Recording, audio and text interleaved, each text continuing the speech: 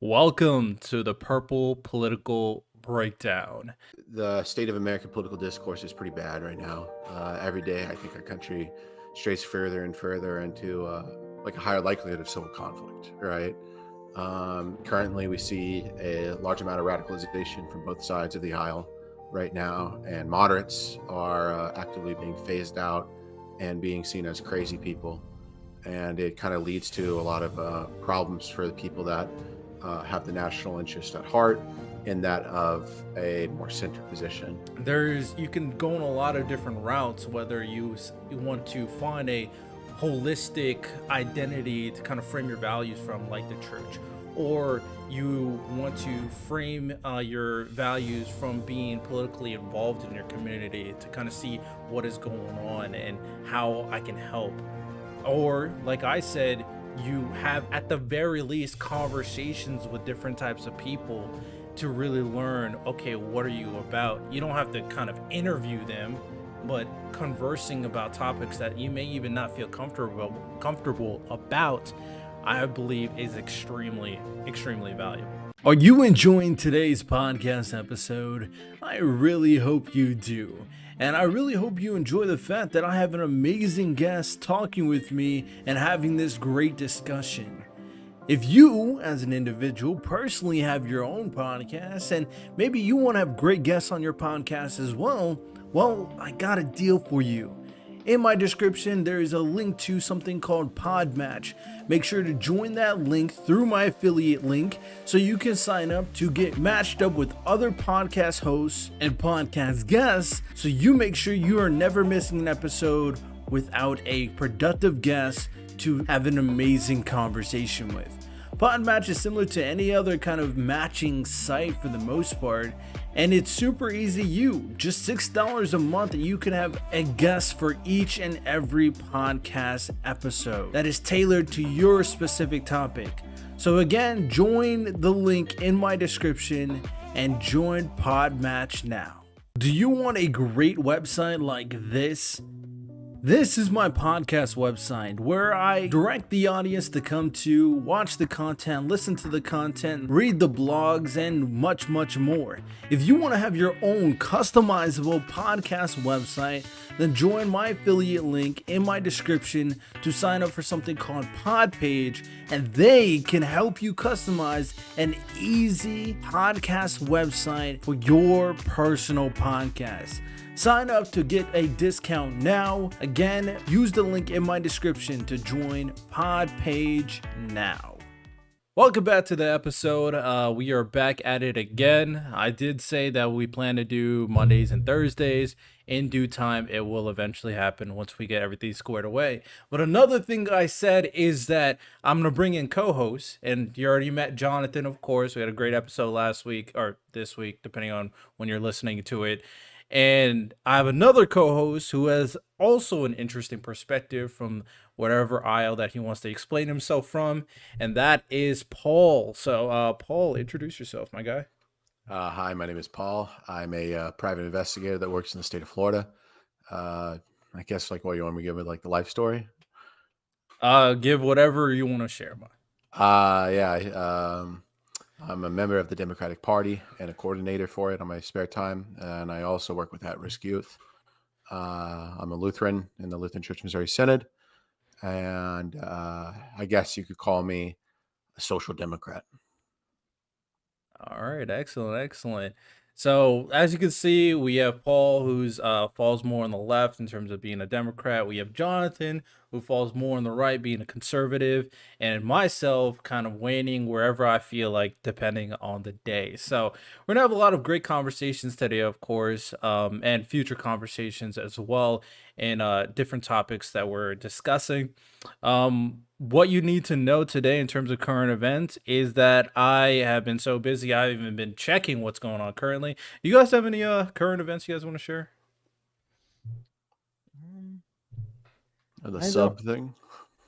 I don't have much. Oh, I don't saw know the if you- sub thing with the controller. I saw it Yeah. briefly. Oh, yeah. They got like 34 hours left of air, right? Oh, that's so crazy, controlling it with the controller. That's so crazy. Yeah, with the PS2 controller, I heard. Yeah, it was At pretty least get the retro. updated version, guys. Yeah, Come come on. on, bump it up. Like seriously, what are we doing right now? That's something else. That's something else. I was Uh, Go ahead. I was making a joke, like they're going down to tour the Titanic. It's like those are the same people that would get caught on Jurassic Park if that ever actually Yeah, opened. 100%, At man. some point, Yeah. at some point, they deserve what they terrible. Uh, Terrible. Other than that, like I said, I haven't been keeping up with much what's going on. I do know that if you guys want to watch a masterpiece, go watch the new Spider-Man movie. So go check out that. Of course. Really good in terms of animation. Plot, okay. But animation, amazing. Top tier. Incredible. Um DC, I heard Flash is okay. We talked about it a little bit. Will DC completely kind of ruin themselves and flop, or will James Gunn save the franchise? no. No. Yeah, All no. right. Yeah, not Yeah. happening. He's gonna Yeah. go for the wrong. He's gonna go for the wrong tone of DC Yeah, movies. If 100%, anything, Matthew man. Reeves should take over and just make all the DC movies. Oh man, he's missing already with the Henry Cavill stuff. That's already a Yeah, bad start. Oh, it's a terrible. nightmare. Yeah, wake me up. Come on. Jesus, man, I feel so bad. This guy cares so much about his roles, and he just like they keep on screwing him over. Yeah, I don't yeah. understand. That's so I was tough. excited what they were gonna do with Martian Manhunter. I was really looking forward to that, but it's all gone now. All gone. Yeah, that's so tough. I guess we're gonna have to keep up with Marvel. Marvel's kind of at least they kind of said to themselves, "Hey, we're doing too much, and this stuff is kind of trash. So let's take a step back." So I'll give credit to Marvel for that. Hopefully, they kind of figure everything else with the what's his name, Jonathan Ramos. Apparently, he has allegations on him. That's kind of Oh, tough. really? What happened? Apparently, a girl alleged certain things about him. Oh, the actor for Huh. Kang. I heard about Yeah. that. I heard And about it'll be so tough if he got proved guilty and the main villain of your second part of your like phase or fifth part, whatever, is gone and you have to recast. That would I be mean, hey, crazy. Ezra Miller did some sketchy stuff, I guess, and still. So, Very Yeah. true. so Very I true. don't know. I guess if you're holding up a franchise, maybe they let you go. Yeah, for real. A lot like some Yeah, politicians as well, you know. exactly. But with that said, Marvel's owned by Disney, so well, we'll see. We'll see how it goes. But all right, let's go into the conversation topic at hand. Today, I want to talk about the current state of kind of political discourse, whether it's political topic, social or cultural. At the end of the day, I think it's very important, or I think this is a good starting episode to really establish all of our mindsets in regards to this discourse, especially in America. We can talk global as well in a second. But, we all come from different sections of the aisle, so I want to get everybody's thoughts. What do you guys think about the current state of political discourse, more specifically the people and how they interact with politics? We can go to different levels, but I'm just kind of curious to hear your general thoughts. You can go ahead, Jonathan, if you want to go first. Sure. So I think one of the biggest issues, and I think almost everything comes back to this, and I think our founding fathers touched on this to some extent as well, is people don't know why they believe what they believe anymore. And so I think it's a quote attributed to Winston Churchill. If you're not a liberal when you're young, you're heartless. If you're not a conservative when you're old, you're foolish. And I don't necessarily agree with that because I'm young and I'm not on the liberal side. And I know older people in my family who are dyed in the wool Democrats. I think what it comes down to is especially for young people, we find something that hits our fancy and we just kind of go with it. And we don't take time to think through why we necessarily believe in that. So when it's questioned by anybody, even in a sincere manner, when someone's asking, why do you think this? Why do you vote this way? Why do you believe that? And we haven't had the time because I would argue we don't even have the cognitive function to think through things in a long-term process anymore because of social media and whatever. That's a whole other topic. But what it comes down to is people don't know why they believe what they believe. So when it's challenged, even in good intention, even for the purposes of, say, sitting down to have a podcast with someone from the opposite perspective, if you don't know why you believe something, you just won't have that topic. You won't have that conversation, and we get what we see now in the media of both sides of the political aisle just calling each other names. Essentially, it's like a schoolyard fight. I think the state of American political discourse is pretty bad right now. Every day, I think our country strays further and further into like a higher likelihood of civil conflict. Right. Currently, we see a large amount of radicalization from both sides of the aisle right now, and moderates are actively being phased out and being seen as crazy people. And it kind of leads to a lot of problems for the people that have the national interest at heart in that of a more center position. I kind of have to agree with Jonathan in a way. I do think that this kind of like old American geist is somewhat gone, right? One of the biggest issues at hand currently is that the death of the American community is something that follows us around every single day, right? Mm, People cannot care for an environment for which they don't live in, right? And one that they barely interact with, one that they barely take part in, one where they actively go to work every day and they show up home and go immediately to sleep. They can't engage anymore. They don't have institutions, either be a church, a lodge, or anything in between. Right, the mhm, social center of America has kind of fallen out, and as a result, we kind of start to see this rise in seeking for like more answers to the current issues. And the problem is that the status quo that is like presided seemingly has kind of unconvinced people, and they're starting to step towards this more radical path. So, like on my side of the aisle, we have a big issue with communists. All right, we have this big issue with these people that either could be fifth columns in and of themselves, or they could be people that are just I guess more radical liberals, or democratic socialists, as you would call them. And then I'm sure even Jonathan can agree here on his line of the aisle. They have this like issue with these like fascists slash like white nationalists, right? And then you have like towards the center, like your Trumper-esque types, which are not necessarily super radical, but I digress, right? The general problem is that people have not cared for this country for the longest time, and now, because they're so suited in their individual interest through this isolation, they have started pursuing things that might give them more of a sense of meaning and more of a sense of engagement. And that's where these radical actors kind of can step forward and say, I can provide this to you. We see this every single day with a lot of these college kids that go to university. And we see it every single day with some of these older people that might find themselves on a Facebook page or something like that and get lured in. So that's my. mm. I totally agree with that, especially the because I'm in college right now, and I'm at a pretty liberal college, Mhm.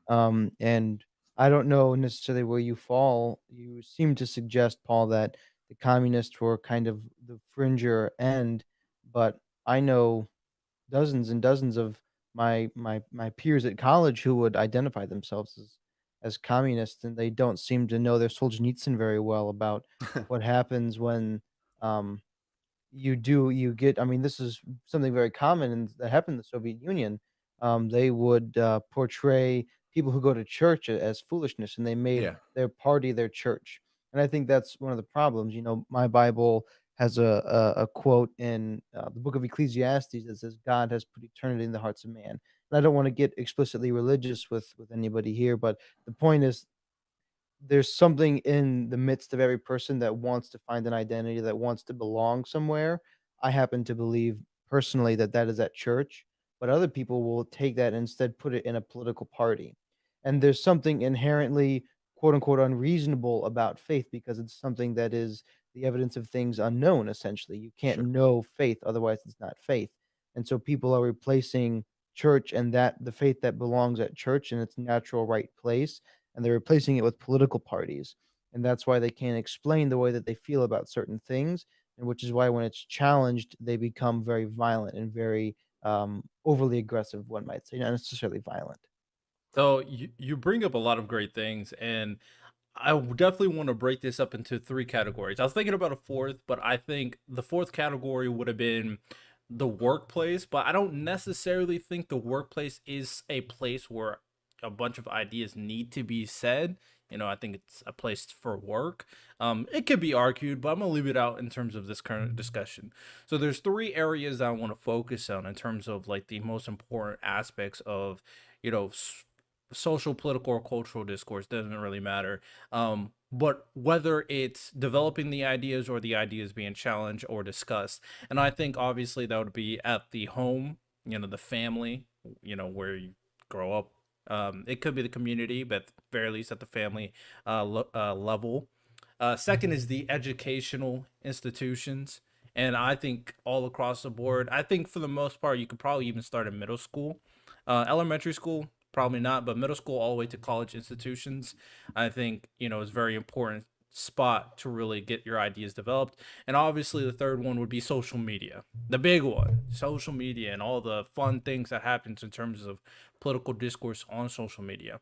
So to start off, when it comes to the familial level, one great thing that Jonathan said is that, and I actually was asked about this. Someone asked me to come on their podcast, and he brought up the idea is like, all right, America is a place where, freedom of religion. But we can all accept the idea that the religious identity, the Christian identity that America was kind of founded upon, so to speak, is non-existent.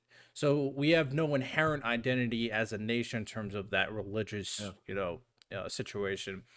So with that said, if we don't have that unified identity, how does the family or how does anybody really create an identity for themselves to build upon, especially kind of establish their values? Now, I have my own personal answer for that, but I think something important to note here is not necessarily what would fit for you and your group, but what would fit for the general populace. I think sometimes when people go into these conversations, they think about the people closest to them and they go like, "Oh yeah, this works for us." But like, does it work for them though? Does it work for everybody else that's not you or looks like you or celebrates like you?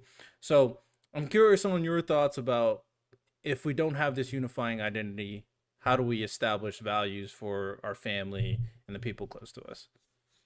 Paul, I'll let you go first on this one. Thank you. So I think that the number one thing that actually could incur some form of identity in a nation is that through a care for the community at large. How do we actually incur such a thing like this? Well, it kind of comes down to a couple of brass tacks. Conservatives will often tell you something along the lines of, we have religious institutions that can provide answers to those and give them a form of meaning. And I'm here to say they're absolutely correct. But I also am here to say that there are other options on the table. To give someone some sort of care or concern and to establish that national identity, there needs to be an aspect of free time that exists. The problem is that Americans in this country today fall out of grace with their free time. They come home, they lay about because they're so exhausted from the remedial labor that they go through every single day in this country. And for that, it's very hard to care about your community beyond that of some social media activism or potentially showing up to the school board meeting because that you are so exhausted in terms of your time. You back in the day, we used to have things that would protect our laborers in this country that could give them more free time to actually go out, get engaged in local politics, go out and get engaged in civil societies, go out and get engaged in the lodges. And now we see that getting wheeled back one step at a time because that the middle class in this country is being suffocated to death by the decrepit work civil life dichotomy that exists in this country. You cannot care for a garden when you don't have time to water it, right? That is the big problem at hand. And to have anybody in your family care about it, you need dad at home, you need mom at home. For anybody in your community to care about it, you need the people that tend to that community to be a part of it. But you can't have those people there when they're toiling away just to pay the rising rent costs in this country, or the rising housing costs, or the just generalize like inflationary period that we're in, right? You cannot have people do this because they're so afraid of being homeless, being destitute. And I think that is the number one area that we can look at for the local familial level. It requires people to be at home and to have the free time to actually engage in it. And currently in this country, we are not allowing it. And it's the reason why so many people are becoming individualized and not caring, I guess, in this like nationalist, I don't want to say that, like patriotic fashion, right? And it's a failure of our system. Thank you. Mm. That's very interesting. I do want to touch upon that again, but what do you think, Jonathan? So I would agree with a lot of what he said. I would obviously the first thing that he said is that us conservative types would say church, and I do agree. And I say, you should go to church. And it seems to me like so as a conservative, there's something that I desire to conserve, right? And if there's nothing to conserve, then I'm not a conservative. And it seems to me that for thousands of years, this thing, the church, has given people hope, and hope cannot be overstated. When we're getting back to the whole theme of this podcast about, the tensions that are in this political discussion, I think one of the big things is it seems on all sides people are losing hope. That only adds to the level of desperation. And church is something that gives people hope. And so I think it's worked for thousands of people. And as you said, different strokes for different folks. People like different things. And that's great. There's lots of options when it comes to church. Me and Paul were talking before the podcast. We're a little bit different on the denominational side. I have other family members that are different on the denominational side. And there's different interpretations of the Bible.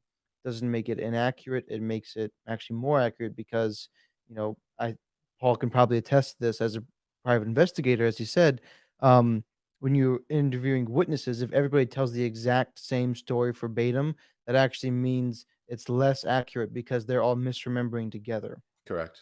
Yeah. So yeah, all the different denominations I think actually attest to the accuracy of the Bible, and I think as I talked about on the last podcast, we should be searching after truth because truth gives hope. Truth gives this united sense of fulfillment when you're searching for the truth and actually living in the truth together. So I think one of the ways that we can get this thing together is if we're actually dwelling and focusing on the truth. That said, one of the other things that I think Paul said that was a fantastic point is you gotta be able to serve. And I think where me and Paul would disagree a little bit, and this could be an age thing, it could be just a locations thing. Most of the people in my sphere actually have plenty of time. What they do is they waste it on things like social media. Like I know, so for my age group, around the 20s, the average teenager, and now it's actually a couple years hence, and it's getting worse. We spend about 4 to 7 hours a day on our cell phones. And, we could be doing other things, right? We could be, sitting in the passenger seat of a car, sitting at a restaurant, all these different things. Regardless, we spend about approximately 3 of those 7 hours just specifically on social media. And you could be finding other ways to be giving back to community. You could be finding other ways to serve. You can take that time, which it totals to about 5 years at the end of your life, if not more, depending on how you're spending that time and how much, if you're above or below the average, it's different. But we spend years of our lives looking at our phones. That doesn't even count like TV, if you watch TV on the side of that as well. And there is something to be said, I think, for the fact that we have to work more now. I mean, we used to see people being able to live off of one person's income. Now, for a family, it almost totally requires two incomes. I think regardless of that, people find time to get on their phone. They can find time to serve the community. We're supposed to serve first. When you serve, you find meaning because you're actually taking the focus off of you, which is actually a good thing in a lot of ways. Can I say something really quick? Well, before you say something, Yeah. I because I had a question for you, and what John said actually ties into the question at hand, right? So you said something very interesting in referencing time, and you talked extensively in referencing, people having not having enough time to kind of serve their community, to go to their local communities to talk or advocate for any type of political action or political, law or whatever. One thing that I said personally, and I kind of agree with Jonathan here, is that I said it is. you could argue that it is potentially damaging all the free time people are having. Now, the distinction that is being made here, which I thought why I thought your thing what you said was so interesting, is that there's a distinction between the youth having an extraordinary amount of time actually after school or whatever, or not, especially if they're not participating in some sports or clubs, and just have either their social media or video games or their own thoughts. And I think something that could you could argue could be very damaging is when they have these thoughts and they have no one to challenge these thoughts, and it can go in a potential dangerous road or dangerous type of mindset. But the distinction that you made here is that those people who are obviously not the youth, the working class, the older individuals, don't have that same amount of time, which is very true. Those people are spending all their time working. Those people are spending all their time doing whatever it needs to for their family or to kind of prosper. And there's different levels. If you're poor, you want to make sure they're even eating or drinking water. If you're middle class, you want to make sure they keep up that middle class standard. If you're rich, you want to make sure they keep up that rich class standard. It's all relative. You could argue they shouldn't think that way, but it is relative, right? So my question here is that in the I talk so much that I almost forgot my question. Hold up. In the situation where, okay, I remember. In the situation where these people have all their time taken away, is especially when you compare it to like other communities, is it better or worse the fact that they are kind of have all their time taken away and kind of fed an identity to believe in? You know, America doesn't have that, but you may argue another country where they have like solid identity. You may bring up some European country maybe, or Scandinavian country. They work all day, but they have a solid identity to go to.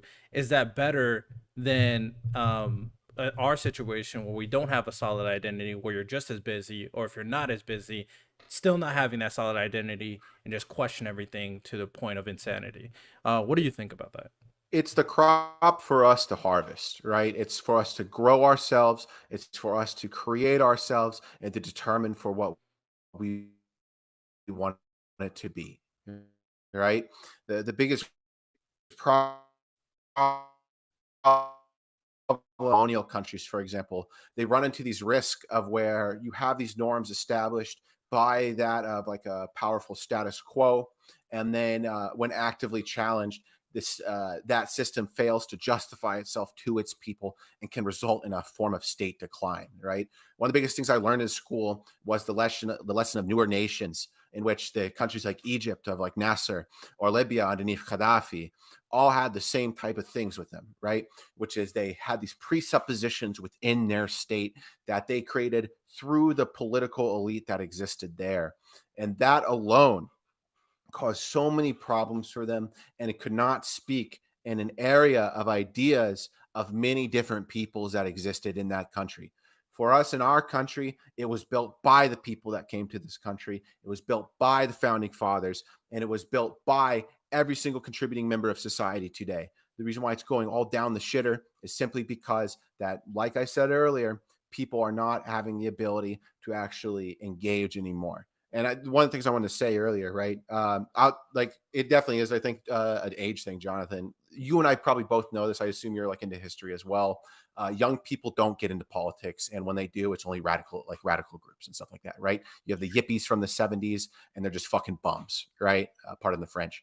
But like the reality is that the people that build this country day in and day out are 30 to 50-year olds and actively contribute to it, right? You have your voting base and the elderly, of course, but it's people like us that actually get the job done, right?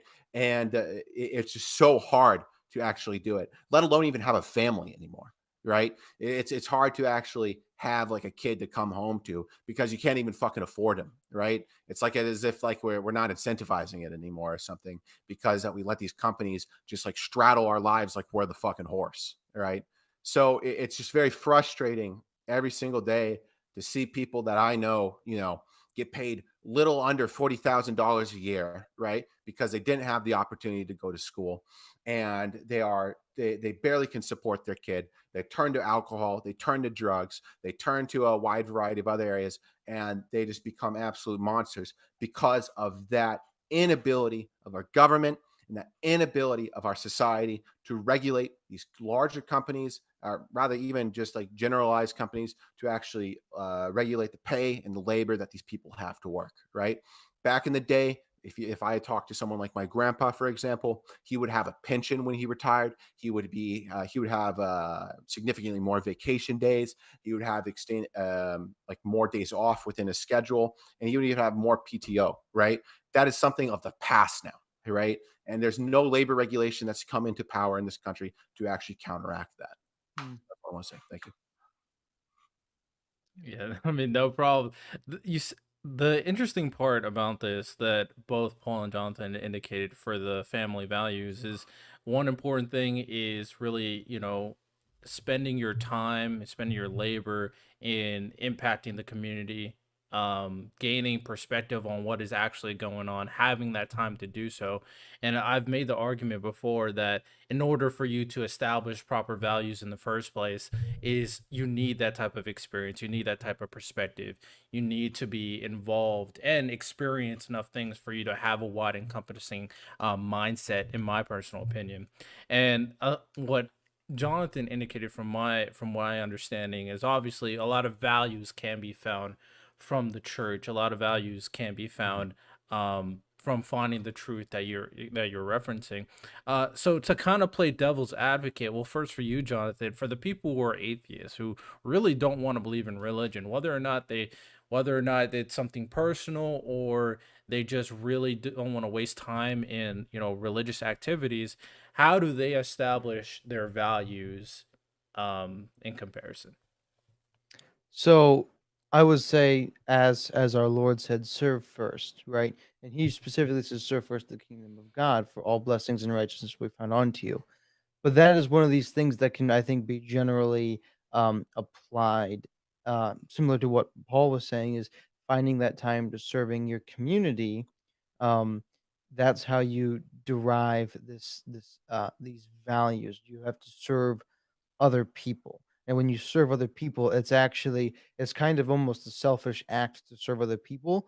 Um, 'Cause what you have to keep in mind is you don't just serve to know and to try to seek something back. You serve people selflessly. And when you serve people selflessly, not which is not expecting something in return, you actually get such a level of satisfaction. And from that, you can derive these sense of values. You can appreciate where you live when you're serving to restore your community. One of the things that I did is several times is my church would organize these missions that are to local communities, and so we would paint fences, we would pick up trash in the streets, we would barbecue every night and just give it away to people. We would walk. One of the ways that we as America got lost is we delegated that task away from the church and to the state. And I think that's something that rightfully belonged to the church, and I think churches should get back to that, and I think people in churches should push to give that back. That is a role that I don't think was ever supposed to be adopted by the state. But it's those sorts of things that the state now does, and if you're one of these people who don't wanna go to church, and, I think a lot of times that's a justified feeling these days because I could do a 10-hour long podcast on the state of the church and how it's not doing what it's supposed to be doing. Doesn't mean it's wrong, it just means it's ran by people and people are flawed. So any institution run by man is flawed because man himself is flawed. But there's justifiable reasons on what not wanting to go to church. I think you should go to church, obviously, but regardless, there are these community missions that are now done by local governments, by even federal institutions, that you can take a part of to help rebuild your community. Because when you serve something, you come to appreciate it. I don't think love is quite the right word there, but you come to appreciate it. And instead, we have students who are taught to hate America because they believe America is an inherently evil place, and that's not going to be good for our public identity to grow together and to grow more mature. Instead, you should find your local institutions, you should find your local governments, and you should seek to serve those communities and learn to appreciate where you're living because because we live in one of the most amazing nations, most amazing places on the planet, and I can attest because I've been to many different places. Yeah. All right. So with that said, my devil's advocate point for you is the understanding that the workers, our laborers, should be treated better. I think is, a lot of people can agree with that sentiment. Mhm. But in order to kind of change the system, that's going to be a long and arduous process, obviously.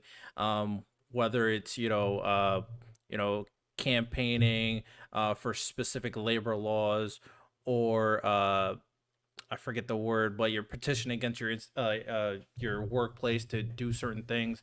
I'm blanking on what word that is, but Striking? striking, or I think there's another word too. Unionization. Unionize. There you go. There you go. Yeah, Paul knew it. I So, got you. so in those situations, those can be a long process, obviously. So with Mhm. that said, in the midst of said process that should be working on, and we'll have plenty of conversations on how you do that. In the midst of that, how do these families establish their values if they're not religious, if they let's say even if they don't want to get it from their different the two parties, the two political ideologies? How would you say the best way for them to form the proper values for their family and their Sure. kids? Sure. So I wasn't, and Well, forgive me if let I was. Paul answer that first, and Oh, then you can sorry. answer, Jonathan. Yeah, so I think that there's like a little like a bit of like a presupposition here. I'm not one to say like a perfect way of life for which these families like find, right? I think this is up to them. But that the largest thing that actually dictates someone's view of the world is through the lived experience that they encounter themselves, right? Either that of abject poverty, backbreaking work in the middle class, or maybe that of decadence and the upper classes of our society, right? These are all the things that actively illustrate our lives. Faith is a thing that plays a big part in it, right? Some of us might have extra things that build upon the fundamentals by which we act, right? Jonathan and I are probably two people that have these things in our lives that dictate them or act as like truths for us. But for others that don't have these things, the number one thing I can simply say is it does come down to politics, right? The institutions that preside over you and taking control of them through your interest alone is something that ought to be done if you do not have these things that are there. You can have social support groups, of course. You can have like your community that's there. But at the end of the day, if you want to make your life better, it comes through you voicing your interest to your party, right? For me, my answer simply would be, obviously, as a Democrat, to rid the Republicans away legislatively, right? Like to like win in all the elections as we can, right? To get out there and beat them back every single day, take over the South as soon as possible, and get the job done, right? But if, for example, if you're like from a conservative atheist family, then go ahead with the elephant and get out there and get it with the GOP and get what you need to be done. I'm not someone that can really tell you how you find these systems or anything like that, right? Because I have my own lived experience and I can't really relate to anybody else's in that regard, right? But what I can tell you is that if you want to shape your destiny, it comes down to the institutions that preside over you and you taking them and controlling them the way you want through your vote and your voice. All right, Jonathan, you said you wanted to say something. So I was actually, I agree with Paul to a certain extent on that. If you don't have church, then your only option is politics, because what else is going to give you a system of values? There is nothing. There's a lot of people, especially on my side of the aisle, as conservative, but particularly Christian.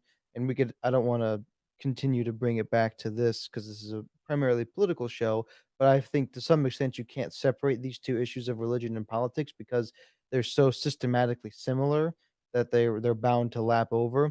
But an argument can be made that it is this religious aspect of life that gives people values in the first place. So if you're not going to get it from church and you're not going to get it from politics, the most similar thing in church just by nature, where are you going to derive that from? And Paul mentioned these things, lived experiences. And I don't give a whole lot of credit or credence to lived experience, because it requires a phrase like that, and Paul might be able to correct me on my interpretation, but it requires an interpretation of phenomenon. And Friedrich Nietzsche, one of the great philosophers of previous ages, said there's no such thing as moral phenomena, only moral interpretations of phenomena. And I don't think that's true. Fundamentally, I believe there are moral phenomena. Everything is coded as, there's a little bit of gray in there, but a good thing or a bad thing. And to say that you can have a lived experience that says good things can be bad things and bad things can be good things, it all depends on where you start and where you want to go. I don't think that's true, because there are more than moral interpretations of phenomena. There are actually moral phenomena that we witness and we see and we can feel. And I think a lot of times our senses of perception as humans are fallible, because we're fallible creatures, which is why so many people throughout history have relied on things like the church and things like the teachings of the gospel to help them with that, because we're fallible creatures that make mistakes often. I am far from a perfect creature, very flawed, and therefore, because I am flawed, my interpretations of events can be flawed. Can I respond to that? Yeah, go for it. Yeah, so I think that like I think like obviously your notion of this is like incorrect, right? I believe like concretely that the way we interpret things throughout the world, right? If you do not have like a faith-based value set behind you, right? Where we like believe all this is like through God's creation and existence, is something that then we just do through discovery, either through the sciences, through our like the philosophies in which we try to explain the world itself, right? And I think that whether or not you believe it's right, what it is it's something that exists amongst people that actually are there, right? I'm speaking in the literal term of how people actually find the world for themselves and how they shape their ideologies or their value sets, right?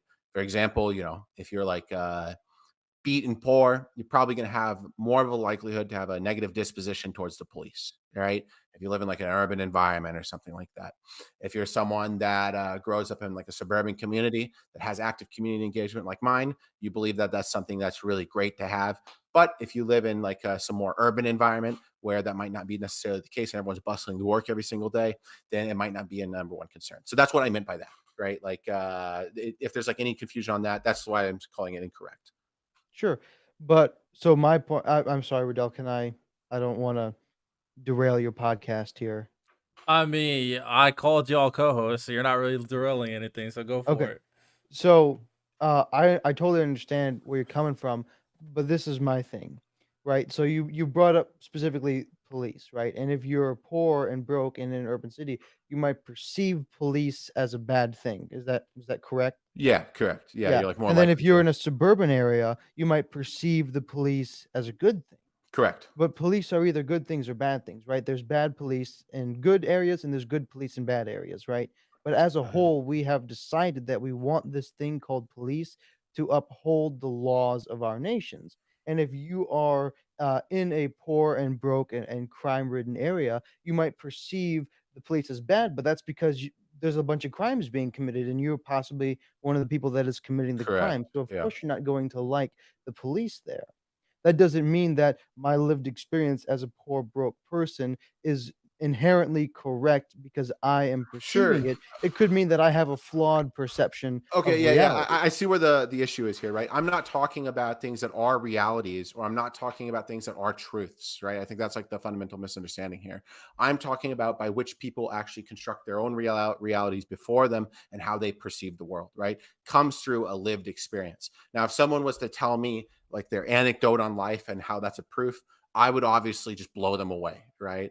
Beautiful. Because yeah, there's no fucking reason to care about that. I can tell you, as a liberal who resides amongst my liberal colleagues, there's nothing that grinds my gears more than people that try to step in with their own personal stories and tell me about how that trumps the facts on the issue, right? These people are scum and they're, if anything, thugs, right? And they're not worth having around. So if that's something you wanted to agree with me on, I 100% can, right? But the Sure. thing that should be mentioned is that for a lot of people that might not have faith or anything like that, they have to construct it themselves either through the researches of like philosophies or through just the generalized lived experience if they don't have the time to read the books or they don't want to read the books, right? These are things that they just like find out themselves, and these are the things that they construct for them and the ideologies that will follow suit, right? There are some poor people that become rich and they become conservative because they put in the hard work to do it, and they don't like the handouts because that they didn't need one themselves, right? But then there are poor people that got the handouts and then got up on top, and they believe in those things to be true, right? That's all I'm talking Sure. about. Yeah. By no means am I saying an anecdote is a truth, right? I want to make that very, very clear. Yeah. Okay. Yeah, that's a Beautiful. very important distinction. A lot of very interesting things were said over here, and one thing from my perspective, I definitely follow in line with the idea that experience and gaining these different perspectives are extremely valuable. Um, I do think that you could definitely gain a lot of identity and a lot of values from politics or from religion, of course. But I think for the most part, in order to truly kind of develop a system that is the most kind of efficient for yourself, you got to kind of gain a different gauge on how different values kind of incorporate with your own belief system. And my thing is, especially for people like you guys said, a lot of different types of people and their different situations and how they perceive different phenomenon, like you mentioned earlier, whether it's a guy who's poor who hates the police, or someone in the suburbs who loves the police from said guy who may try to break into their house. And I think in order for a person to truly understand the the scope on why someone, for example, likes the police, they will have to kind of enter those different spaces to kind of learn the different perspectives on what makes this good versus what makes this bad. So my personal belief is, in order to do that, you have to really, you don't, obviously you can't, okay, I want to be suburban now. I want to live in a suburban area to to figure out what it means to be have a suburban value. Obviously, that's not realistic. Sure, you could do your own research, read books, watch videos, listen to podcasts, but I think the important thing here is the interaction, the involvement, the conversations you have as an individual to another person that falls in a different line, different spectrum or different way of life. Um, which is why when we're having this conversation about political discourse, one important or not good thing that people need to realize that is kind of falling away is the aspect of not only less involvement in your communities, but less willingness to have discussions or conversations with different aspects of different ideologies because, oh, well, you may be influenced by the radicals thinking, "Hey, if I talk to this person, that means I'm et cetera, whatever label you want to throw in there." So there's you can go in a lot of different routes, whether you want to find a holistic identity to kind of frame your values from, like the church, or you want to frame your values from being politically involved in your community to kind of see what is going on and how I can help, or like I said, you have at the very least conversations with different types of people to really learn, okay, what are you about? You don't have to kind of interview them, Mhm. but conversing about topics that you may even not feel comfortable about, I believe is extremely valuable. So that's where I come from in terms of establishing said values.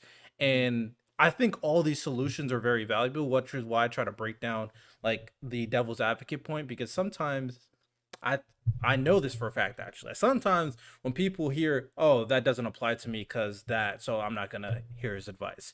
So you really gotta break it down. It's like, hey, nope, think about it a little bit more. This is what I'm talking about, and you could definitely enter this space if you do one of the things that we mentioned today. If I So might just go for it. Go for it. right off that point, I think a lot of people, are have a flawed understanding of how well they understand themselves.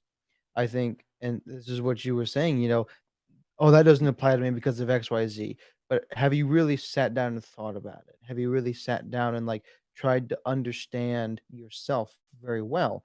This is something that a lot of people think they know themselves, but they really don't. Like, we really don't know ourselves very well. We don't actually, especially now with the advent of podcasts, audiobooks, music for streaming, we don't actually spend a lot of time with ourselves anymore. It's always listening to some form of media of some kind or other. And we don't really know ourselves very well, so we don't really take the time to think these things out. So that's all I Uh, want to say there. Well, I don't know. Like, I feel like it's like, for example, there's this like notion of exposure that can like drive someone to change their mind. Maybe even like the realm of debate, the free marketplace of ideas, right? The reality is that the majority of Americans are entrenched in their beliefs already, right? And to change them through argument is something that takes significant amounts of time, almost a mentorship politically, right, between one individual and the next, right? The best way to really fundamentally change someone's ideology isn't really through exposure, it's through politicking, right? Through parties that actively convince masses to actually get on board with a specific issue. But maybe personally, right? Like if Jonathan and I were like having a beer together or something like that, then he and I could talk about it day in and day out, right? Or we could talk to a layman at the bar or whatever, right? But generally, I like just want to it's just, be clear, just in case, yeah, go ahead. you may misinterpret it. At the very least, where I'm coming from, I have no interest in the idea of people need to change other people's minds. But Okay. the important aspect here for me is like the widening of the perspective and understanding on where Mhm. someone else is coming from. I think Mhm. that's Yeah. inherently more valuable by widening your perspective, Well, taking into account that okay, I'll consider it. I may not believe what you're saying, but now I understand what you're saying. That's kind of where I'm coming from. Yeah, I mean, they say I forget exactly who said it, one of you might be able to tell me, but the mark of a true intelligent person is the ability to entertain an idea without accepting it. And I think that's what you're trying to say, Riddell, and that's what I was trying to say as well, is we are, like Paul said, so entrenched in our ideas that we don't even take the time to think about, why do I think this? I mean, I think it's because we don't spend a lot of time asking ourselves why we think something. because we So don't I have free was time. trying to add on to what Riddell said, in that I'm not particularly interested either in trying to convince someone one way or another. I just want you to not be like captured by ideology. Yeah, and I do think what you just said, Paul, in terms of not having a lot of free time, is a very important point to make. Because these people who are not inherently entrenched in a specific ideology because they don't have time to even listen or consume other different types of information. Those people are the perfect people to have conversations with other people in the little amount of free time they have by actually gaining experience and gaining perspective. The other people who are entrenched because they have all this free time or because they're super endowed in terms of whether it's fit their faith or their culture or whatever it is, those people obviously probably won't change their mind, but I do think them getting more perspective uh is good too, especially to the people them at the very least informing other people that kind of fall in either that middle or that center right, center left. She's like, oh, this is where I'm coming from. Let Yeah. me help them inform. Okay, let me think about things a little bit more deeply. Yeah, I definitely think that like we kind of run into a problem a lot of the times in terms of like how we like understand each other.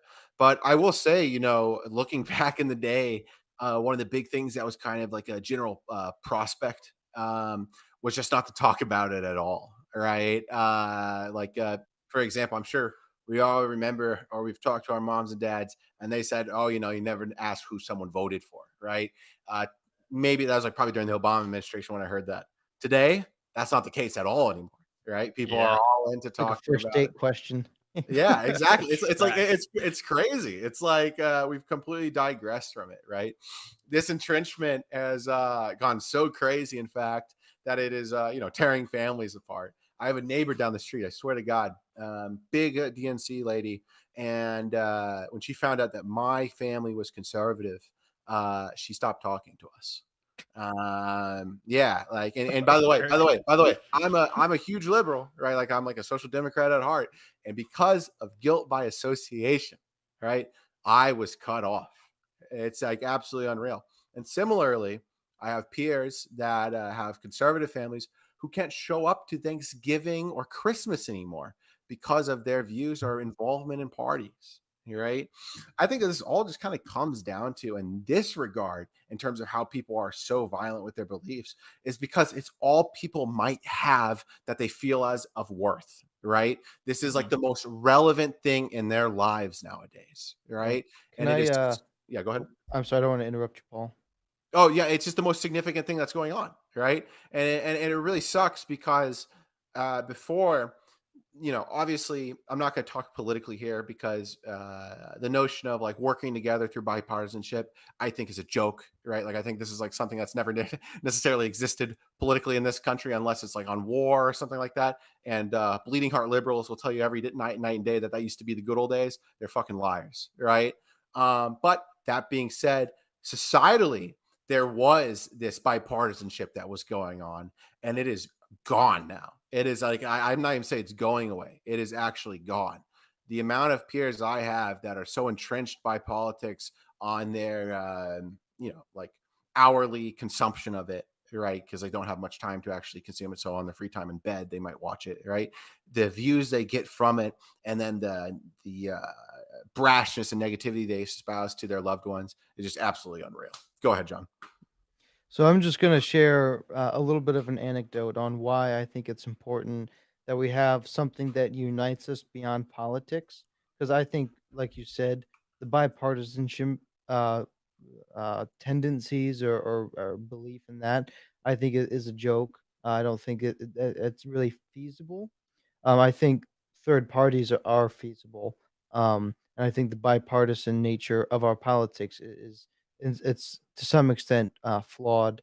But so my family very was very anti-vaccine when the vaccine was coming out, and I don't want to talk about the vaccine stuff like that. Very hot topic. I don't want to go be pro or against it. But so, obviously, my family is Christian, and my dad was down in Peru, where the vaccine was this salvation for them because they were dying en masse. Same thing in Guatemala when I went there, and so this thing was seen as a very beneficial thing. People were hoping and praying. The Christian church that we have down there was hoping and praying that God would bring them the vaccine. And the atheists out there might say, well, why are they praying to God for a vaccine? That's foolish. God doesn't exist.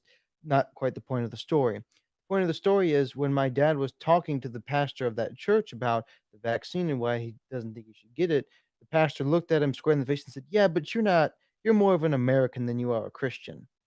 And that, like, shook my dad's like, it blew his mind because Damn, I mean, he bar right grew there. yeah, Go right? go. Boom, roasted, fool. But, I mean, my grandpa is the person who founded the church that we go to. And so to be told that, like when we were talking about, like, politicking and convincing people to become Democrat or liberal, or Democrat or conservative rather, I'm not particularly interested in that because I identify myself first as a Christian first and foremost, and that delineates all the other areas of my life. So for my and same thing for my dad. So to be told that you are more of an American than a Christian is like a fundamental chiseling down to the core of how he perceived himself. And so he came back and told this story, and we're like, well, why are we like this? And it caused a lot of people in my family, my immediate family, to reconsider the priority of our values. And I think that is one of these issues that we have in this perceptions of who we are as Americans. We used to be a family of God, country, family, but now it's not quite like that anymore. It's like personal desires Yeah. and then politics, if not politics, then personal desires, and then family, and somewhere down the line, I might get church. And I'm not saying that church is where you have to necessarily be. I think it is myself, but we're not even out on the same ballpark of country first. We are whatever I am currently desiring at this present moment, that's what I desire first, and then the will of the party, and then the will of the people. And I think that's where we have a lot of this hostility. And the point of that story was we came back and we decided that, well, the reason I don't want this vaccine is because of XYZ, and that's not a very good reason. I ended up getting it because I love to travel. And so I was told I wasn't gonna be able to travel. So I got the vaccine. Which one I got is nobody's business, so don't ask. But the point is we need this something that is unifying. We need something that can help us, and it's not going to be a holdout for bipartisan voting in the Senate or the House. It's got to be something that is above all of that. It's got to be something that is able and powerful enough in our lives to kind of delineate out the other values. Because if we're just the whims of the day, like there's one day I swear that I'm going to exercise at 5 in the morning every single day. The next day, I'm like, you know what? I'm gonna go for donuts today. Like the willpower of humans to create a unifying force is very menial. Mm, I think I'd have to disagree though. Like although like with like Christ in my life and something that actively encourages me to live it through in His name, right? The thing I have to acknowledge is the fact that people aren't usually unable to actually like form some form of like mass action or to come together, right? I guess I'm like very what's the word for it, black pilled on this, right? Like I'm very not confident at all when it comes to this type of notion. I genuinely believe that there needs to be some sort of political or leadership infrastructure that needs to be set to kind of try to gauge what the interests are of the constituency and then execute it through leadership in the best way they see fit. I'll tell you, you know, as someone that's done organizing in the past, and like I did stuff with like during like the BLM days.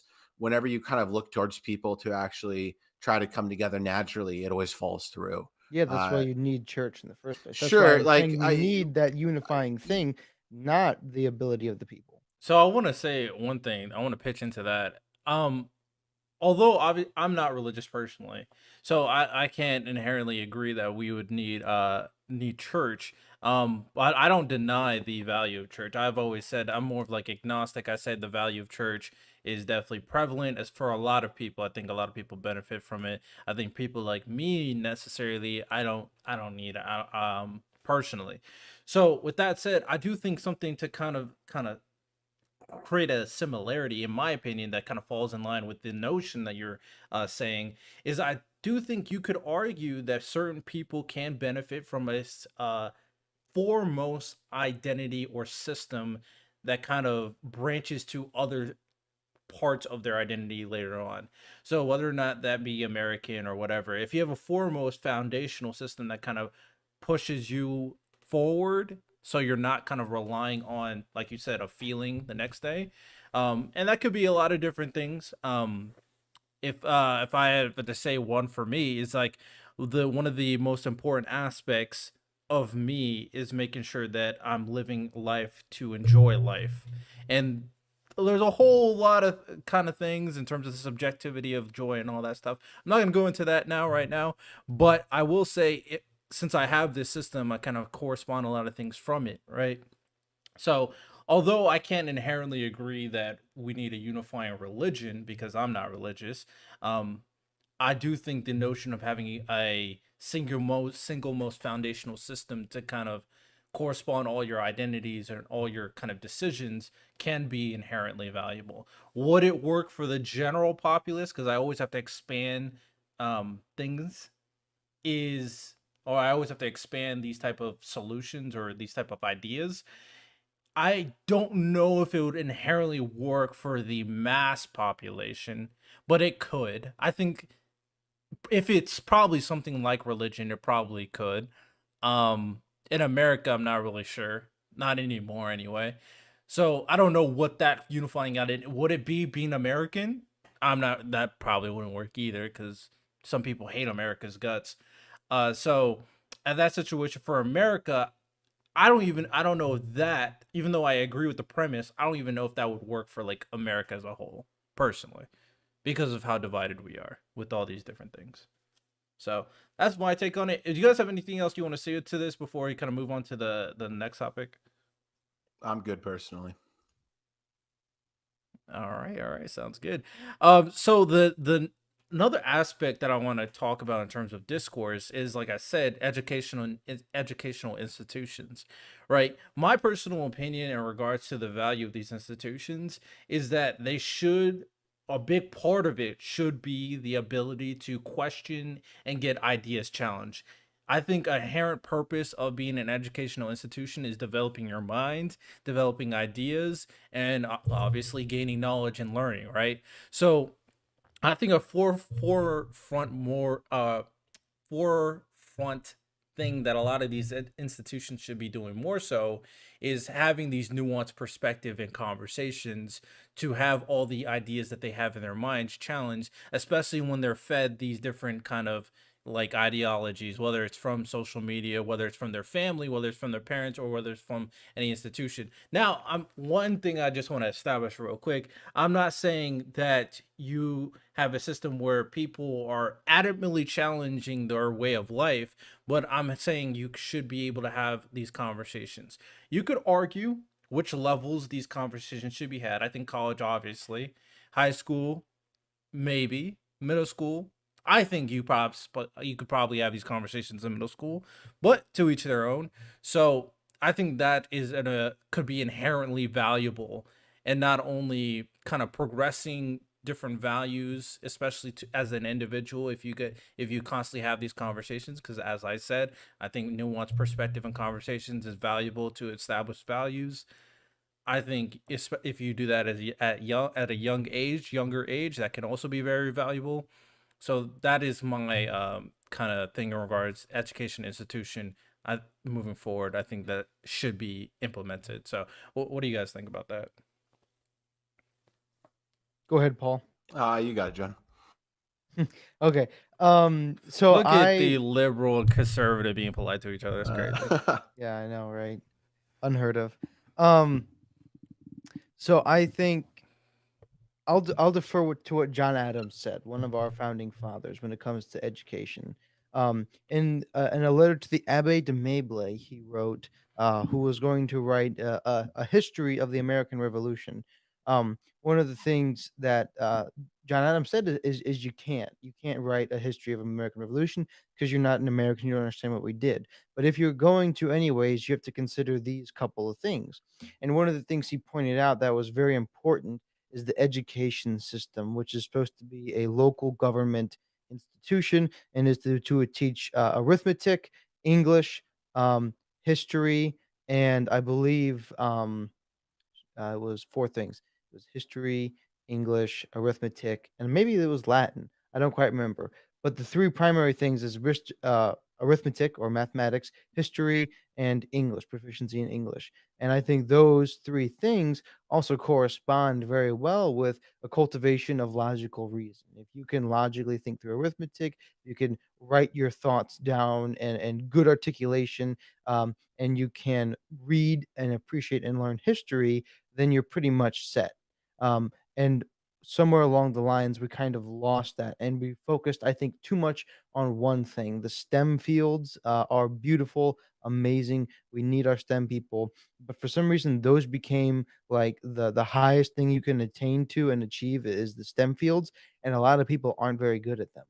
And so, at least in my life, when I was growing up in the school system, I was not really much of a math person. I've always fell more towards history and poetry. I love to write poetry. I love to read and write. We talked about this a little bit last time, Riddell. We both like to read. We're both writers, and writer typically it's a bit of a cliche. You're either a math person or an English person, and if you're an English person, you kind of feel like an odd duck or an ugly duck because you're not good at math, and math is like, oof, it's everything. Um, and we're getting away from that balance of those 3 primary things, um, and we're over focusing on one, and then we can get into the whole issue of the dwelling on ideology, which we obviously shouldn't do. But we need to get back to teaching those 3 things as equally value and important. And having these political discussions, I don't think they should take place, especially in middle school or high school. I think you should, if you want to opt into that sort of thing in college, you should certainly be allowed to. But we have this discussion on and on and on in our political debates and public discussions of it when people have fully developed brain capacities.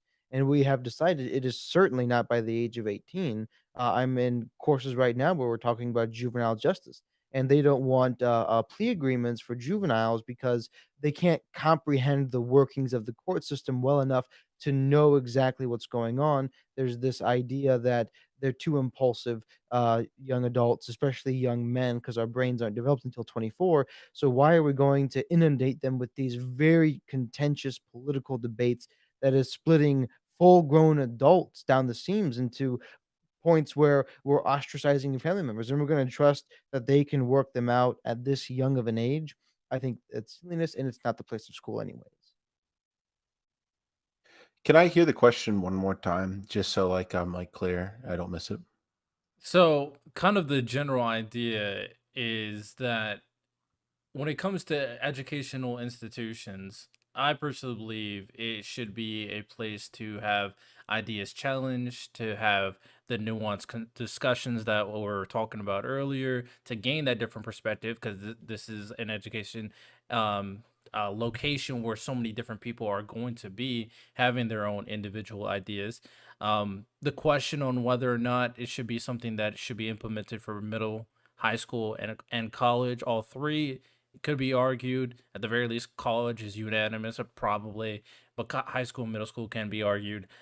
So the question is basically, what do you think about that in terms of education's roles and really having these experiences?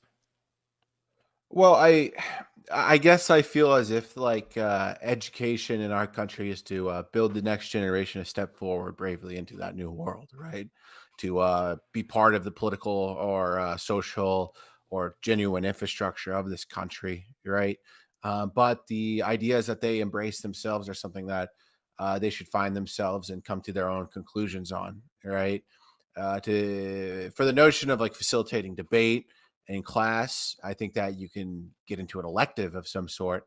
But I think that that current system that we have right now is pretty good in this regard. I don't really believe that the classroom is a place for this type of thing to be happening. All right.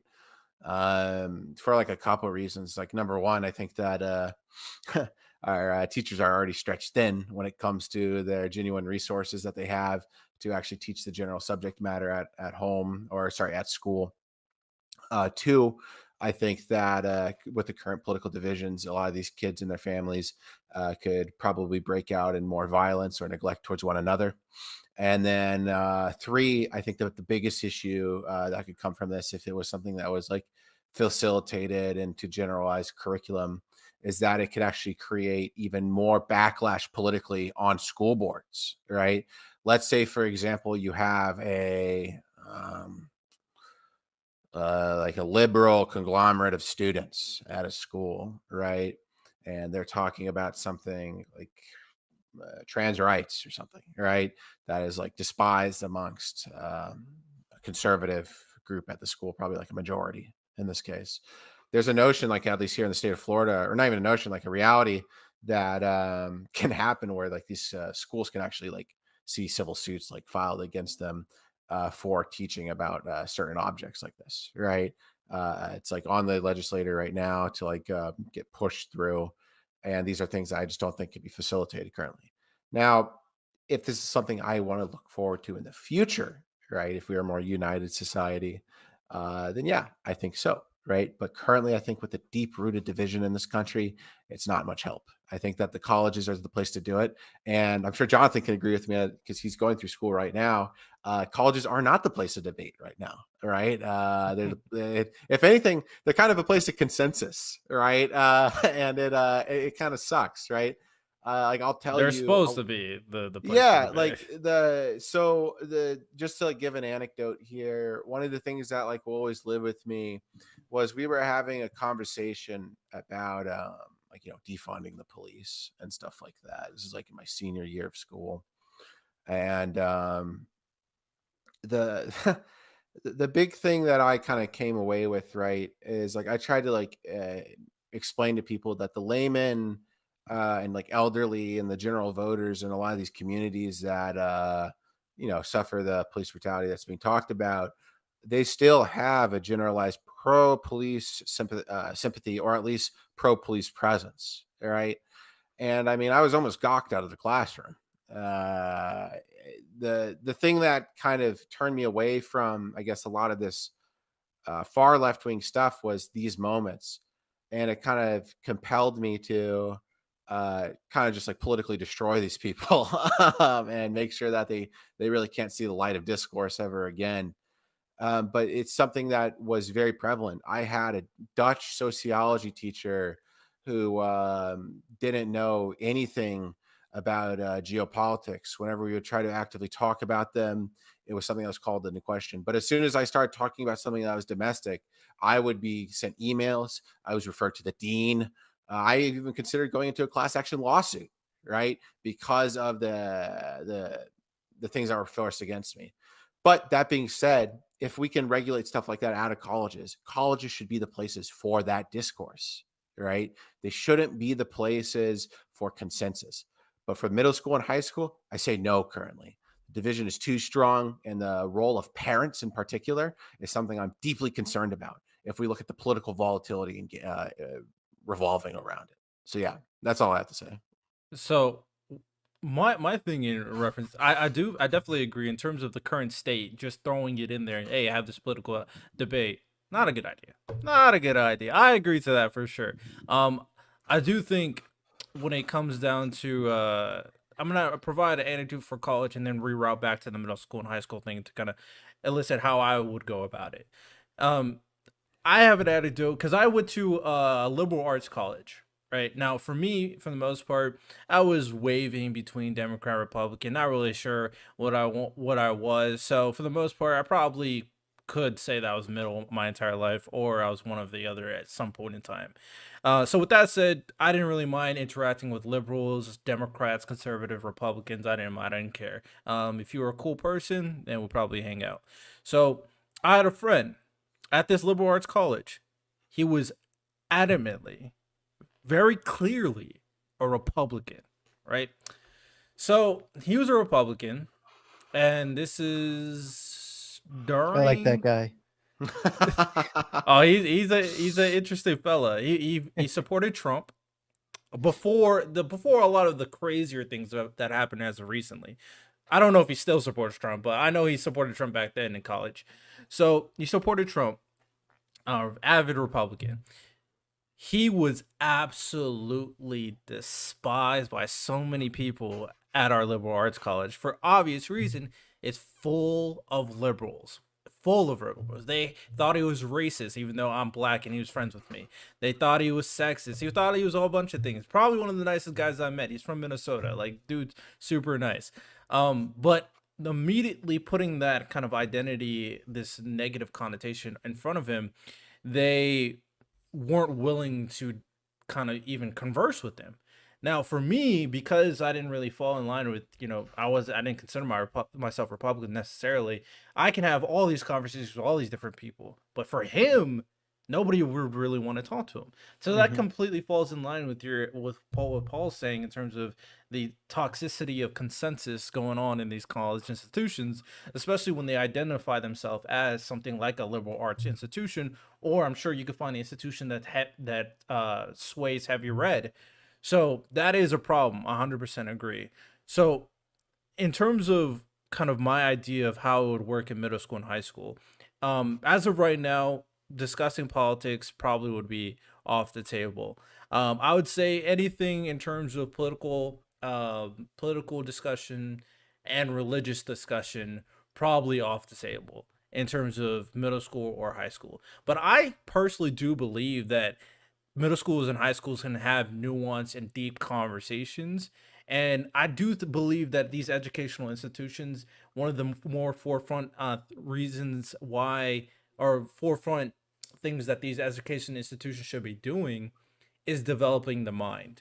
I believe that there's so much inefficiencies in our current education system. Like most people don't even retain like 85% of the things they've learned in school. Like I could probably teach a middle schooler X, Y, and Z, and it would probably be smarter than a 40-year-old because I do think they can develop and grow their minds in a very efficient manner. But in the Mhm. current state of politics, I would say probably in a very maybe a Socratic way, the instructor or whoever's in charge. So what if it's about politics? No. If it's about religion, no. but you can have deep conversations about some other topics that could still expand their perspective and expand their way Absolutely. of thinking. Whether it's about history, it's like, okay, why did this happen? I don't think the Well, questions being asked, history can sway into yeah, I was politics gonna a little say. bit. I do agree to that.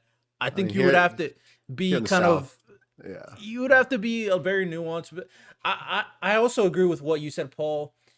The teachers really have to buy in. Like they really have to buy in for this to work. yeah. Which is another problem because some teachers are bad and some teachers are just treated very badly. Well, if I can comment on that, so like, there's this like kind of current dichotomy in American public school teaching right now that is kind of like permeating. So currently, the due to the astoundingly poor wages for the majority of American teachers, a lot of teachers are now, you know, so low in morale that they kind of teach so they can get their pension, right? Yeah. This is like kind of like a really fucked up thing to say, but in my experiences, and I think even the data now corroborates it. I think it was maybe Rasmussen that did the poll on it, but this is something that is becoming more and more frequent because of our governments, both our state, local, and federal neglect upon education. And then, furthermore, at least in the state of Florida, and how we're abandoning these people to the culture war, right? And how we're like kind of throwing them under the bus. The It's just that you can't have a classroom work without motivation, right? Yeah. And without any sort of concerted effort by the staff, both the administrators and the teaching personnel, nothing really can get done. And the only way really to solve it is by supporting teachers through the legislature, right? It doesn't happen anywhere else. Like, I've talked to my mom about this. She always like brings up like how we could do it socially, right? This doesn't matter, or rather, it matters very little. We're talking about money here, and this is the only thing that can actually really get the job done in terms of the financing of these teachers and through the government supporting them. Whether however you feel, for example, on like the trans stuff in schools or the CRT stuff in schools, right? I'm sure we can all agree parents shouldn't be able to sue their fucking schools and deprive them of the finances based off of what's taught in curriculum. That's something that should just result in the teacher's removal. But in the state of Florida, what we have going on right now is like, for example, if you had some nut job teacher come in and start talking about like CRT or like sex in front of like younger kids and stuff like that, a parent can go before the school and have them sued, and it's something that can actually the state will support, right? And this is just like absolutely adding fuel to the fire, right? It's the main reason why I'm against the bill in the first place, because that it is just further isolating our educational apparatus. So without state support, it's going to go nowhere. Hmm. Yeah, overall, I definitely think that the educational system and the lack of support, like you said, is a huge problem. I think the system was flawed in terms of how it kind of taught students and the fact that teachers are treated so poorly in terms of benefits, in terms of pay, in correspondence on how important their job is in influencing the youth moving forward and educating them in retro in compare, or if you compare that to their what their job is versus what they're given, it's ridiculous. It's actually and the curriculums in so many of these institutions are so unfair to the teacher that it doesn't give them any room to really try to challenge these kids in terms of their mind. No, it's like get ready for tests. That's all it is right now. Get ready for this next test. So um, I definitely agree. The education system is very flawed. It would take a lot of local kind of advocacy to kind of fix a lot of these issues. Um, and so my next best kind of scenario is establishing, like you said before, an elective, something kind of extracurricular, something a group can establish to really say it's still a great place to meet different people. In terms of schools, that's probably the number one place Yeah. to eat to meet different people.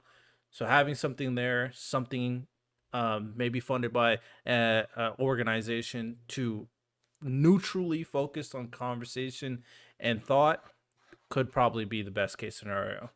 Would have to be the best case scenario. So, anything else you want to add, Jonathan, before we move to the final topic? Um, so I don't have a particularly strong opinion when it comes to like high school because I don't know much about it because I was homeschooled. So my perfect scenario was homeschool a bunch of people. Um, and I'm sure more liberal audiences will despise that statement. Am I incorrect, Paul? Yeah, definitely got to push Yeah, back on that one, John. correct. Yeah, as I figured. And the reason is this. I fell in love with learning, right? And it's because I was able to go at my own pace. And when I was a little bit older, when I was a sophomore in high school, I went to a career tech school. And this career tech school, because of bylaws and whatnot, does not have the same curriculum nor requirements as a regular high school. So like we didn't even like have final exams or anything like that because of the way this school was funded. So it didn't have the same rules and regulations, the same firm curricula, and the teachers had a lot more freedom. And because the teachers had a lot more freedom, but also because I was in this area that I wanted to be in, I wanted to study criminal justice, so I was passionate about it. And I was passionate about learning in general because of my amazing, amazing mother and my amazing father, who was a professor, and they taught me the beauty and the desire to learn. And I think in my one critique of education system, including college, is it doesn't do a good job supporting the value intrinsic in learning in education. Even my fellow peers in college, a lot of times Quizlet takes their tests. They do not take their tests. They don't sit in and pay attention to the lectures. They're watching sports. They're watching, playing video games. They're doing all these other things in the lecture because education itself is no longer seen as a virtue or a value. It is seen as simply a prerequisite to getting a job that you want to get. And so I don't think that the onus is on teachers. I understand the plight of teachers in America. About half my family is now teachers in middle school slash high school. I understand the plight, but I think one of the plights they have is, and it's an undervalued plight because we have this mentality of the consumer is always right, and the students are always right. I don't think that's true. I think the students are spoiled brats, and they don't want to be there because they're told they have to be there. They don't get to be there. Mm. I mean, I also think at the same time that the system put in place does not make it enjoyable at all. I would Yeah, say middle school, high school, um, the way it was formatted, the only enjoyable, even though I'm was good at learning, I would get A's and all that stuff, and sometimes I would enjoy it, but it really heavily depended on how enjoyable the teacher made it, exactly. and also and when I compare that to my college liberal arts school that I was just telling everybody about, their system was completely different. Like probably not the same system as your tech school, but the fact that they went about education completely differently. They had something called one course at a time. So in that 1 to 2 months, you focus on one class, you go to one class Wow. either one day, you either go to the class once a day or twice a day, depending on what the class is. But most of it, once a day, you go to one class, you learn only that subject for that Mm. 1 to 2 months. And then maybe they'll give a final, maybe they'll give a midterm. It depends on And the this was in class. college. Yeah, it was a liberal arts college. Awesome. And I think that was probably my favorite time in terms of being in education because the system put in place was so great. Now, it was a private school, so they could afford it because of their donors. Public education, I is a Yeah, lost I've cause, bro. I'm taken just 18 to it's 21 lost. credits every semester in college, so it's not like that at all. But that is similar to how the tech school was in some ways. Public school, lost cause, bro. Lost cause. Anything you want to add, Paul? I thought Yeah, I I don't knew. think it's a lost cause. It's the next bastion of humanity. Okay, like you're gonna see every single taxpayer dollar save every single child when they are enrolled in our school, where they attack the teachers. Like it's gonna be great. We're gonna fund every single one of them. No, but in all seriousness, though, so I want to say a couple things. I wrote down some stuff. Jonathan, I think that there is an idealization of education here, right? And I think it's actually kind of distant from the reality in which education has always existed, right? So the thing is that we were talking about how, like, the kids are spoiled brats, and how, like, students are always like trying to just like get ahead on the tests and like pass through, right? Mhm. I would argue that this has always been the case, right? Now, granted, back in the day, maybe like your 60s, 50s, like when we actually finally had the public schooling fully rolled out through the federal legislature. Um, there was significantly more motivation on behalf of the teacher and on behalf of the administration and on behalf of the communities that were involved in them to have better outcomes happen, where there's more motivation to learn, right? But that being said, I sincerely believe, and I think there is like some sort of empirics to back this up, that this has been the case. Like, cheating has been something that has always existed, and even I would argue on the scale it is today, is still pretty similar. We obviously have the internet, which, like through Quizlet, is like something that is definitely bolstered the problem, right? But Now it AI too.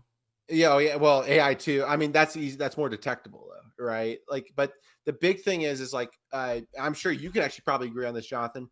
In a lot of like criminology classes or in criminal justice classes, you have unmotivated professors that have their test answers literally on Quizlet, right? They do not regularly change their curriculum. They do not regularly get out there and get what needs to be done. And this is all because these people aren't just being paid enough, right? And furthermore, it's because these institutions aren't being paid enough to filter these people out when they are being paid enough, right? We have a big issue of funding and support for these institutions, right? Now, I want to say something, right? Like, with homeschooling, I I have to push back against it like all the way, right? Stop right there. Yes, this is a little mini ad. Don't skip. Don't skip. All I want to tell you right now is that at the end of the day, when it comes down to all the discussions I want to have, I want to be able to communicate with you, the audience. I want to be able to relay a message and receive a message from everyone and try to come up with these great solutions that I keep on talking about. So if you want to be part of the community, make sure you go to the website and sign up for not only the email list so you can get weekly emails from me for the podcast episode, informational sessions, all that great stuff, but also sign up to go on my Discord so you can be part of the discussions, debates on my live streams. So be sure to go to the website www.purplepoliticalbreakdown.com and go to the email list, sign up, and go to the Discord and join the server. Now back to the episode. I'm not someone that can fully trust having more and more children. I kind of like at the whims of like their parents in terms of their education. It works for some, right? And it gets burned by others, right? Social development can work for some and it can't work for others. I say this as someone that had negative social development. I was sent to a military school when I was a kid, right? But that being said, these are still things that need to have public education, because it combines a really adequate social platform by which people can interact with one another. And then, furthermore, at the very least, a standardized education system by which they can learn through, all of which can be supported through the financing that's needed. Now, I can agree with conservatives in the sense that maybe I would send my kid to private school, or maybe I would send my kid to a charter school, or maybe I would homeschool my kid because of the negative presence of these schools right now. But to exist in eternity, right, I would always support the public school option. Just currently now, I have to say, sure, I get it, right? The public schools aren't doing too well, but fundamentally, on a fundamental level, I truly believe in the ability to have education that can be financed by the public, and then furthermore be dictated by the public, and what is necessarily taught, what is necessarily sought after in terms of the goals of that institution. Because as a republic, by which we are, it should be up to the people to make those decisions through their But not if they representatives. want to homeschool? No, absolutely not. That's the one stipulation. Hey, Yeah, no. This is I in the would context of education for public schooling, right? But not for the specific institution of the private parent, right? I'm just wholesalely against it because of the risk associated with it, which I So, one believe. thing Yeah, I push back as someone who did homeschool, yeah. one of the things is that we had to do, it's not simply the whims of the parents, right? So when I was You meet homeschooled, state I expectations, right? had I had a full curriculum that we Yeah. purchased from a licensed and approved company, and we did have to meet set expectations. I simply got to do it. So one of the reasons I'm so far ahead in college is because my parents didn't want to buy two curriculum. So I simply did my brother's curriculum. So I was always 2 or 3 years ahead of everything.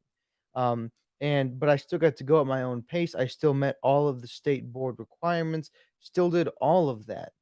I just got to do it at my own pace. I got to fall in love with the process of learning. And one of the things you brought up is, cheating has always happened, right? Doesn't make cheating right. I don't care if the professor is lazy and puts the same things, doesn't give someone the right to cheat, right? So I think the onus is still on the students. I sympathize for the plight of underpaid teachers. I don't think professors are underpaid wholesale. I think many of them live very, very good lives. For the middle class, they get good salaries. At least the place that I'm at, I can't attest to every place, but I don't necessarily care if the professors are lazy. That doesn't give you the right to therefore look up the answers on Quizlet and still cheat. You should So still you should still have to the because the purpose of a college, first and foremost, is you're paying for that. I am paying thousands of dollars to get an education, right? I can once again, I will cede your point, and yeah, the professors are being lazy, but I still have a duty and obligation because I'm putting my money where my mouth is to say I want to get as much from this as possible. So what I'm not going to do is sit on video games or watch whatever sports thing is currently on during the class time. I want to be sitting there. The onus is still on me to get the education I'm paying for. The professors are still doing what they're doing, and some could do it better, some do it worse, but I still just because the professors are being lazy and putting their answers the same, doesn't mean that I don't have a responsibility to do my half of the education process as well. So, real quick, I want to ask one thing for Jonathan, and then I want to ask like a counter question that I'm curious if you can answer, and then I'll let Paul respond, and then we'll move on to the final topic. Okay. So, so in terms of my first question is more of a personal one. Is there a social standard that needs to be met for homeschool as well, or is it purely just they only care about the curriculum? So are you asking, is there a social requirement as well that homeschoolers would need to have? Is that what you're asking? Yeah. Yeah. I don't think so. There's this misconception a lot, somewhat stereotype, right? Which we're told are bad, but stereotypes come from somewhere. So I certainly know some homeschoolers that are kind of awkward. I also know a lot of public schoolers that are very awkward as well. I don't think there should be a social standard, because um, as long as you're functioning and you're able to function in this society, then that is the standard, right? If you can function in society, then you've met the social standard. Quick follow up question, because I'm curious. So I don't know if this is true, but I got it from anime, so I'm gonna ask it anyway. So in Japan, I feel like there's some institutions that demand students to do an extracurricular activity. Um, and inherently, I don't know if I would be against not for it or against it. I feel like it would probably be a good idea. But so with that said, do you believe that a student should have to do an extracurricular activity? And if that's the case, if you do, or you think, maybe, or let's say if you do you think that the homeschooler will also have to do extracurricular activity, or that they should? Um, so I don't think it should be a state requirement, because I don't think that I mean primarily, I am one of these people that believe the family has an obligation to get their children a good education. Um, if that be in public school, private school, or homeschool, whatever it is, I fundamentally believe that that goes back to the parents who are responsible for the raising of the children, because they're responsible for raising children before God, not man. And so, however they deem that fit, should be. That said, I think it is totally within the parents' rights to mandate that there be an extracurricular. I was not allowed to not be an extracurricular. It either had to be some kind of music, whether it be in band or otherwise, or I had to be in some kind of club or in sports. I did sports, I did martial arts, I did many other things. I wrote books on the side. So I by my parents to do extracurricular. When it comes to the side of socializing, we also had a co-op, right? So for many years, it wasn't just my family that homeschooled, but it was several families that would get together and homeschool together. And then later on, it was through a more formalized process. So I got plenty of socializing.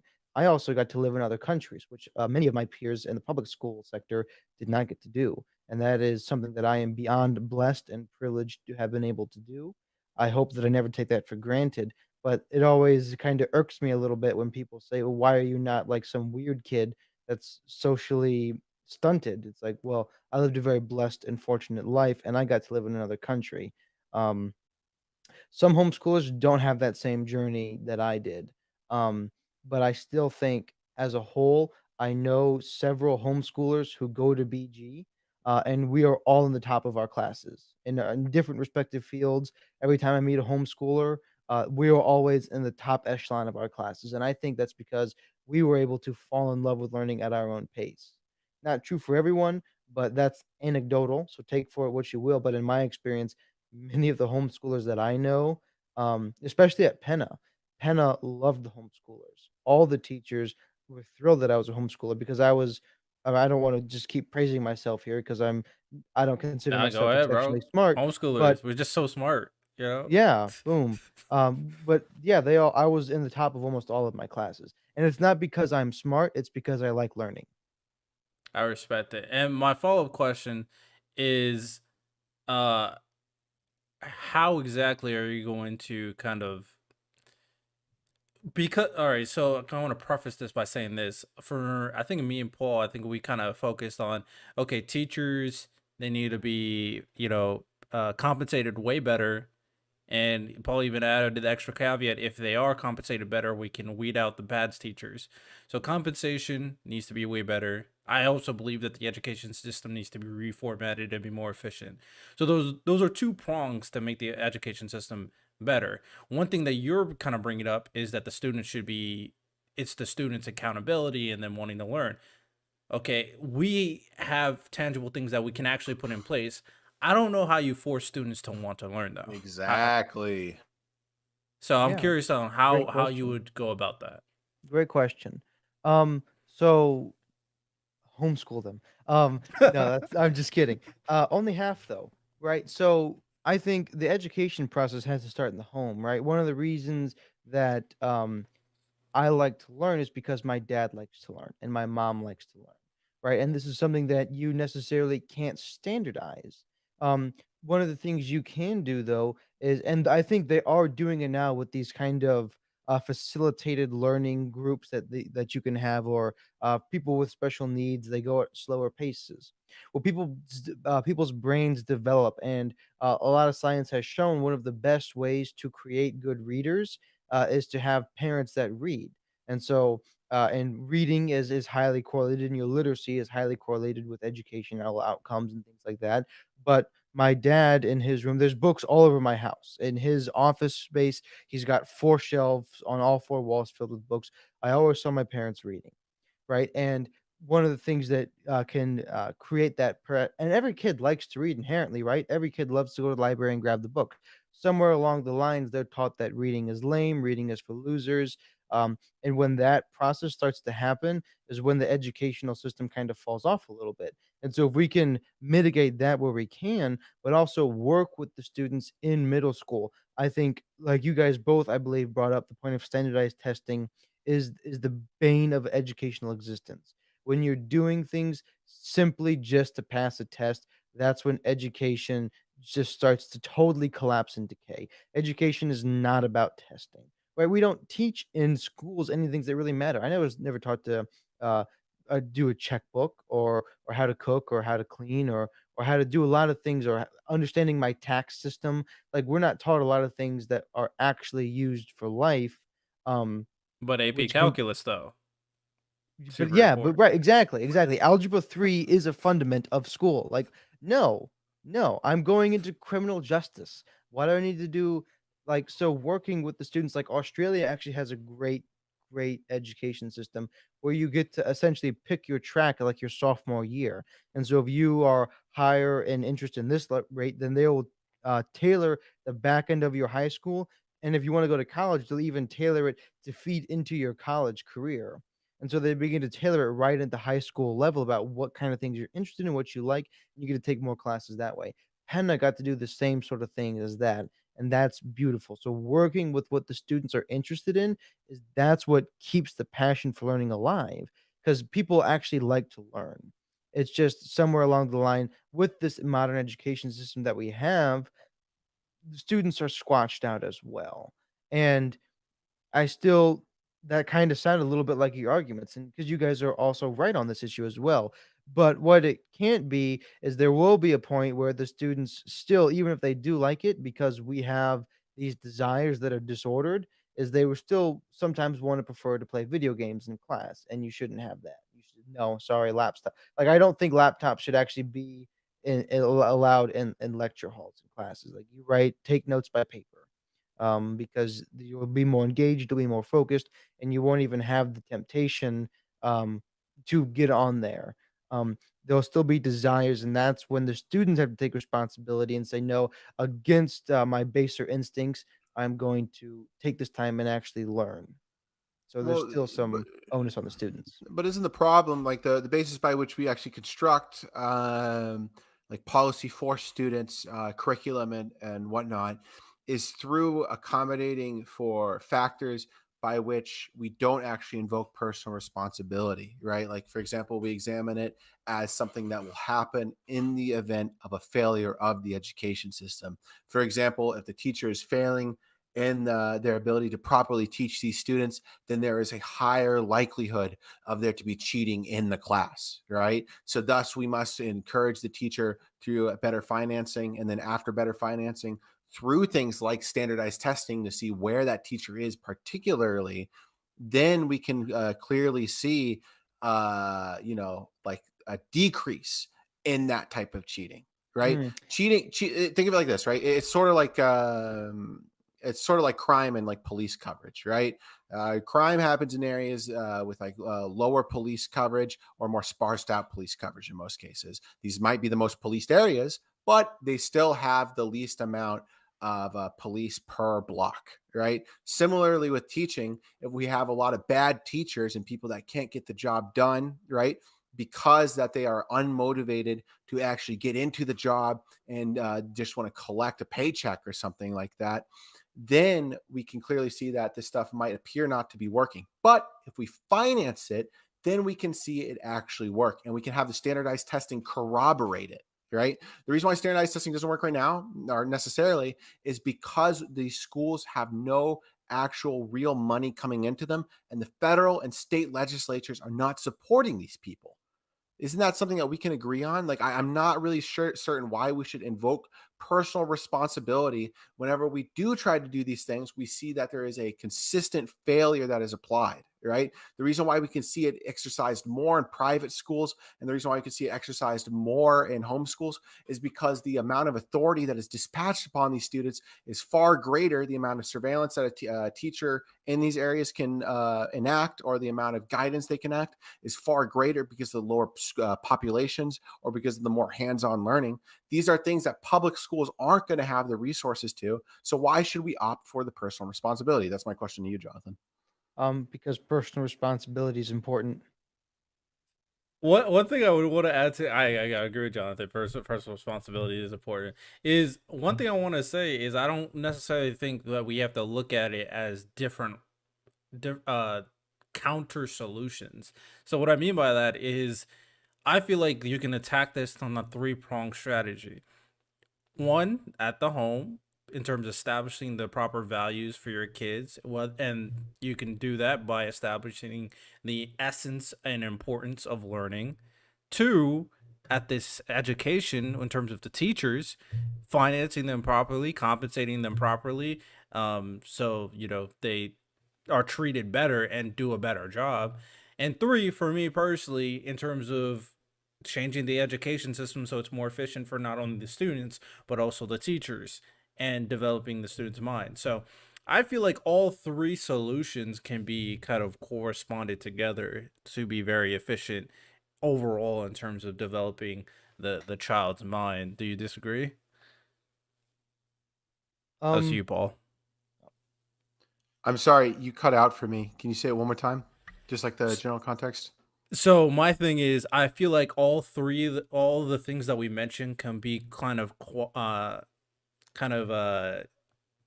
be used in unison in a sense, in the sense that, teaching values at the home, uh, compensating teachers better, and creating a more efficient education system. I feel like all three of those things can be all very important overall in terms of education, so they don't really have to kind of counter each other.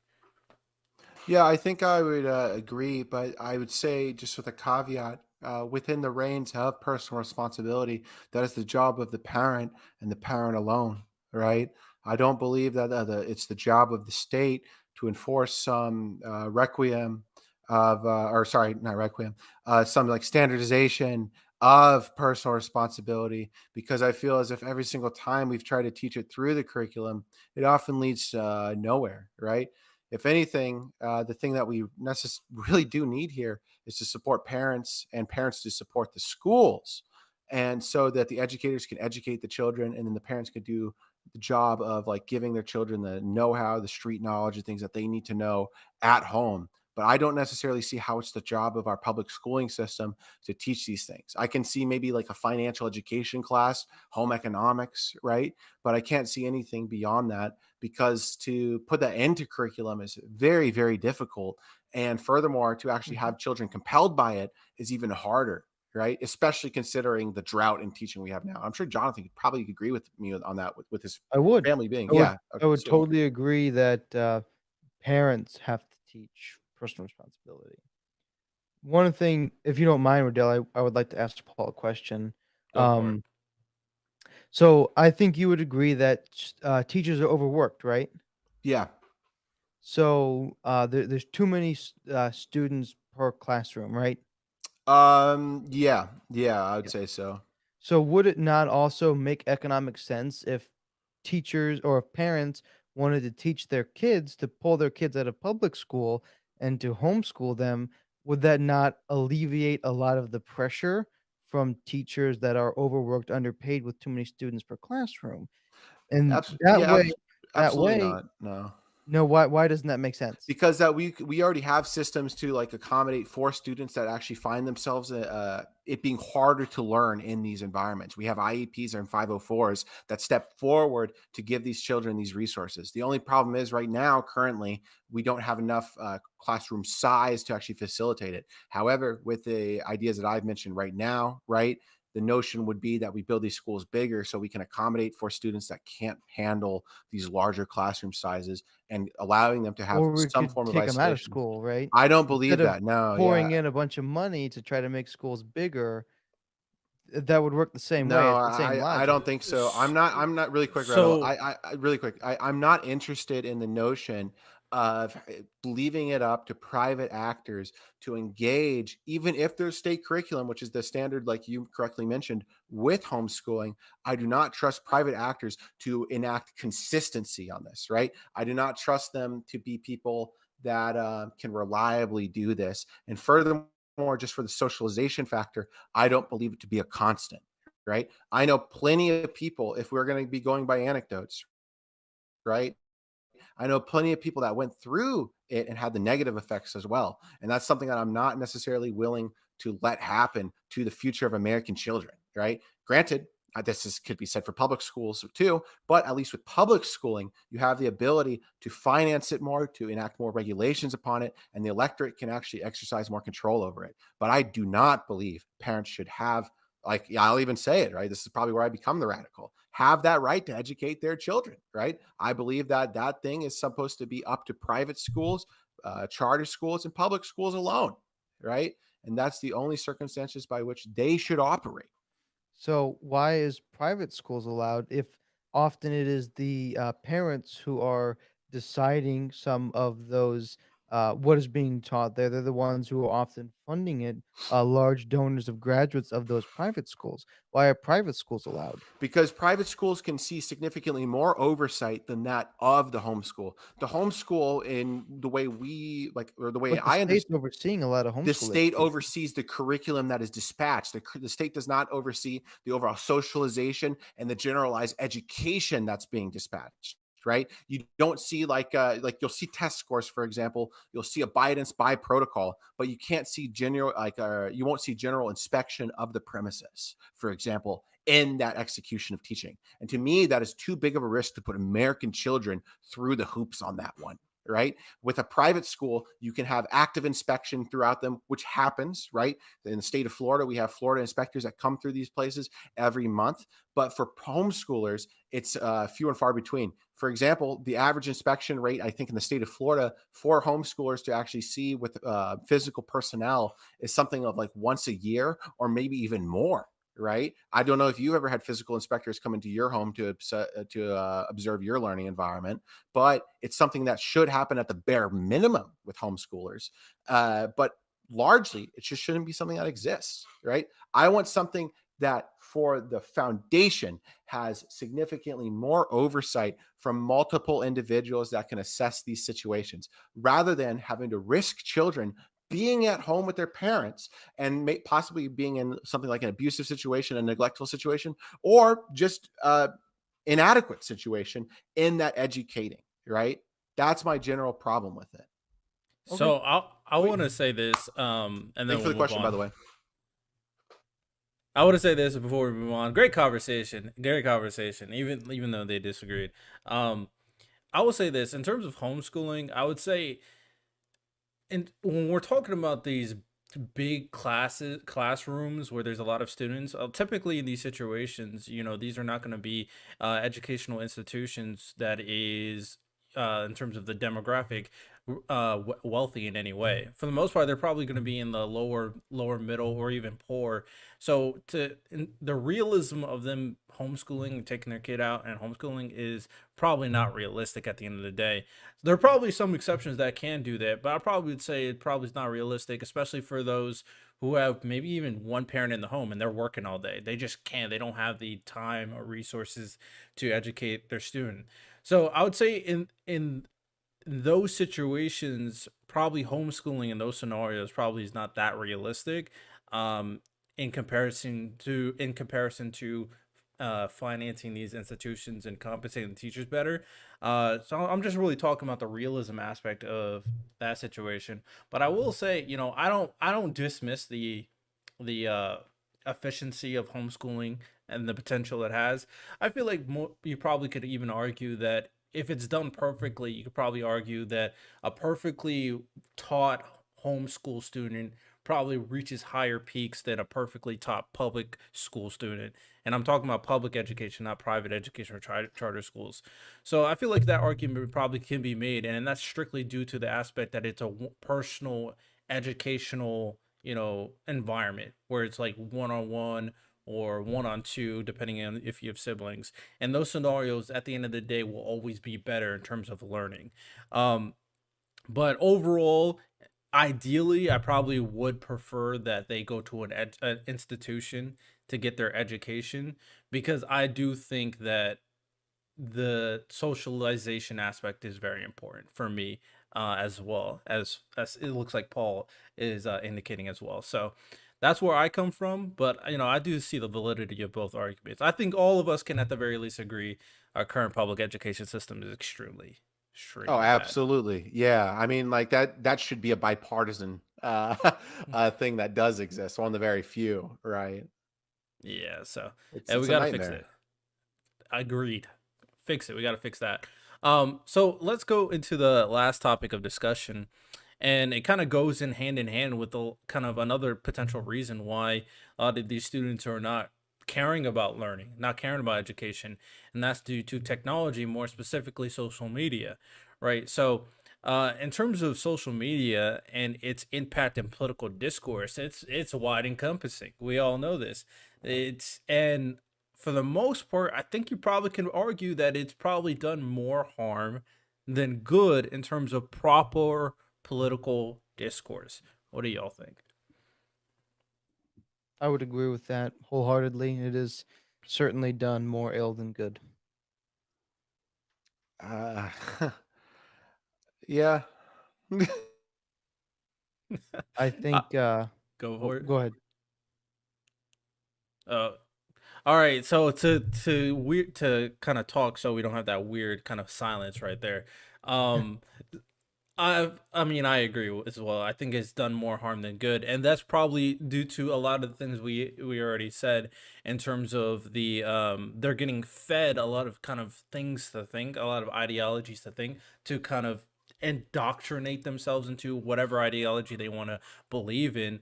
And in those situations, the thing about social media compared to like an educational scenario where it's like a Socratic situation that I kind of talked about earlier is that you can kind of embed yourself in these edges of social media where it's an echo chamber.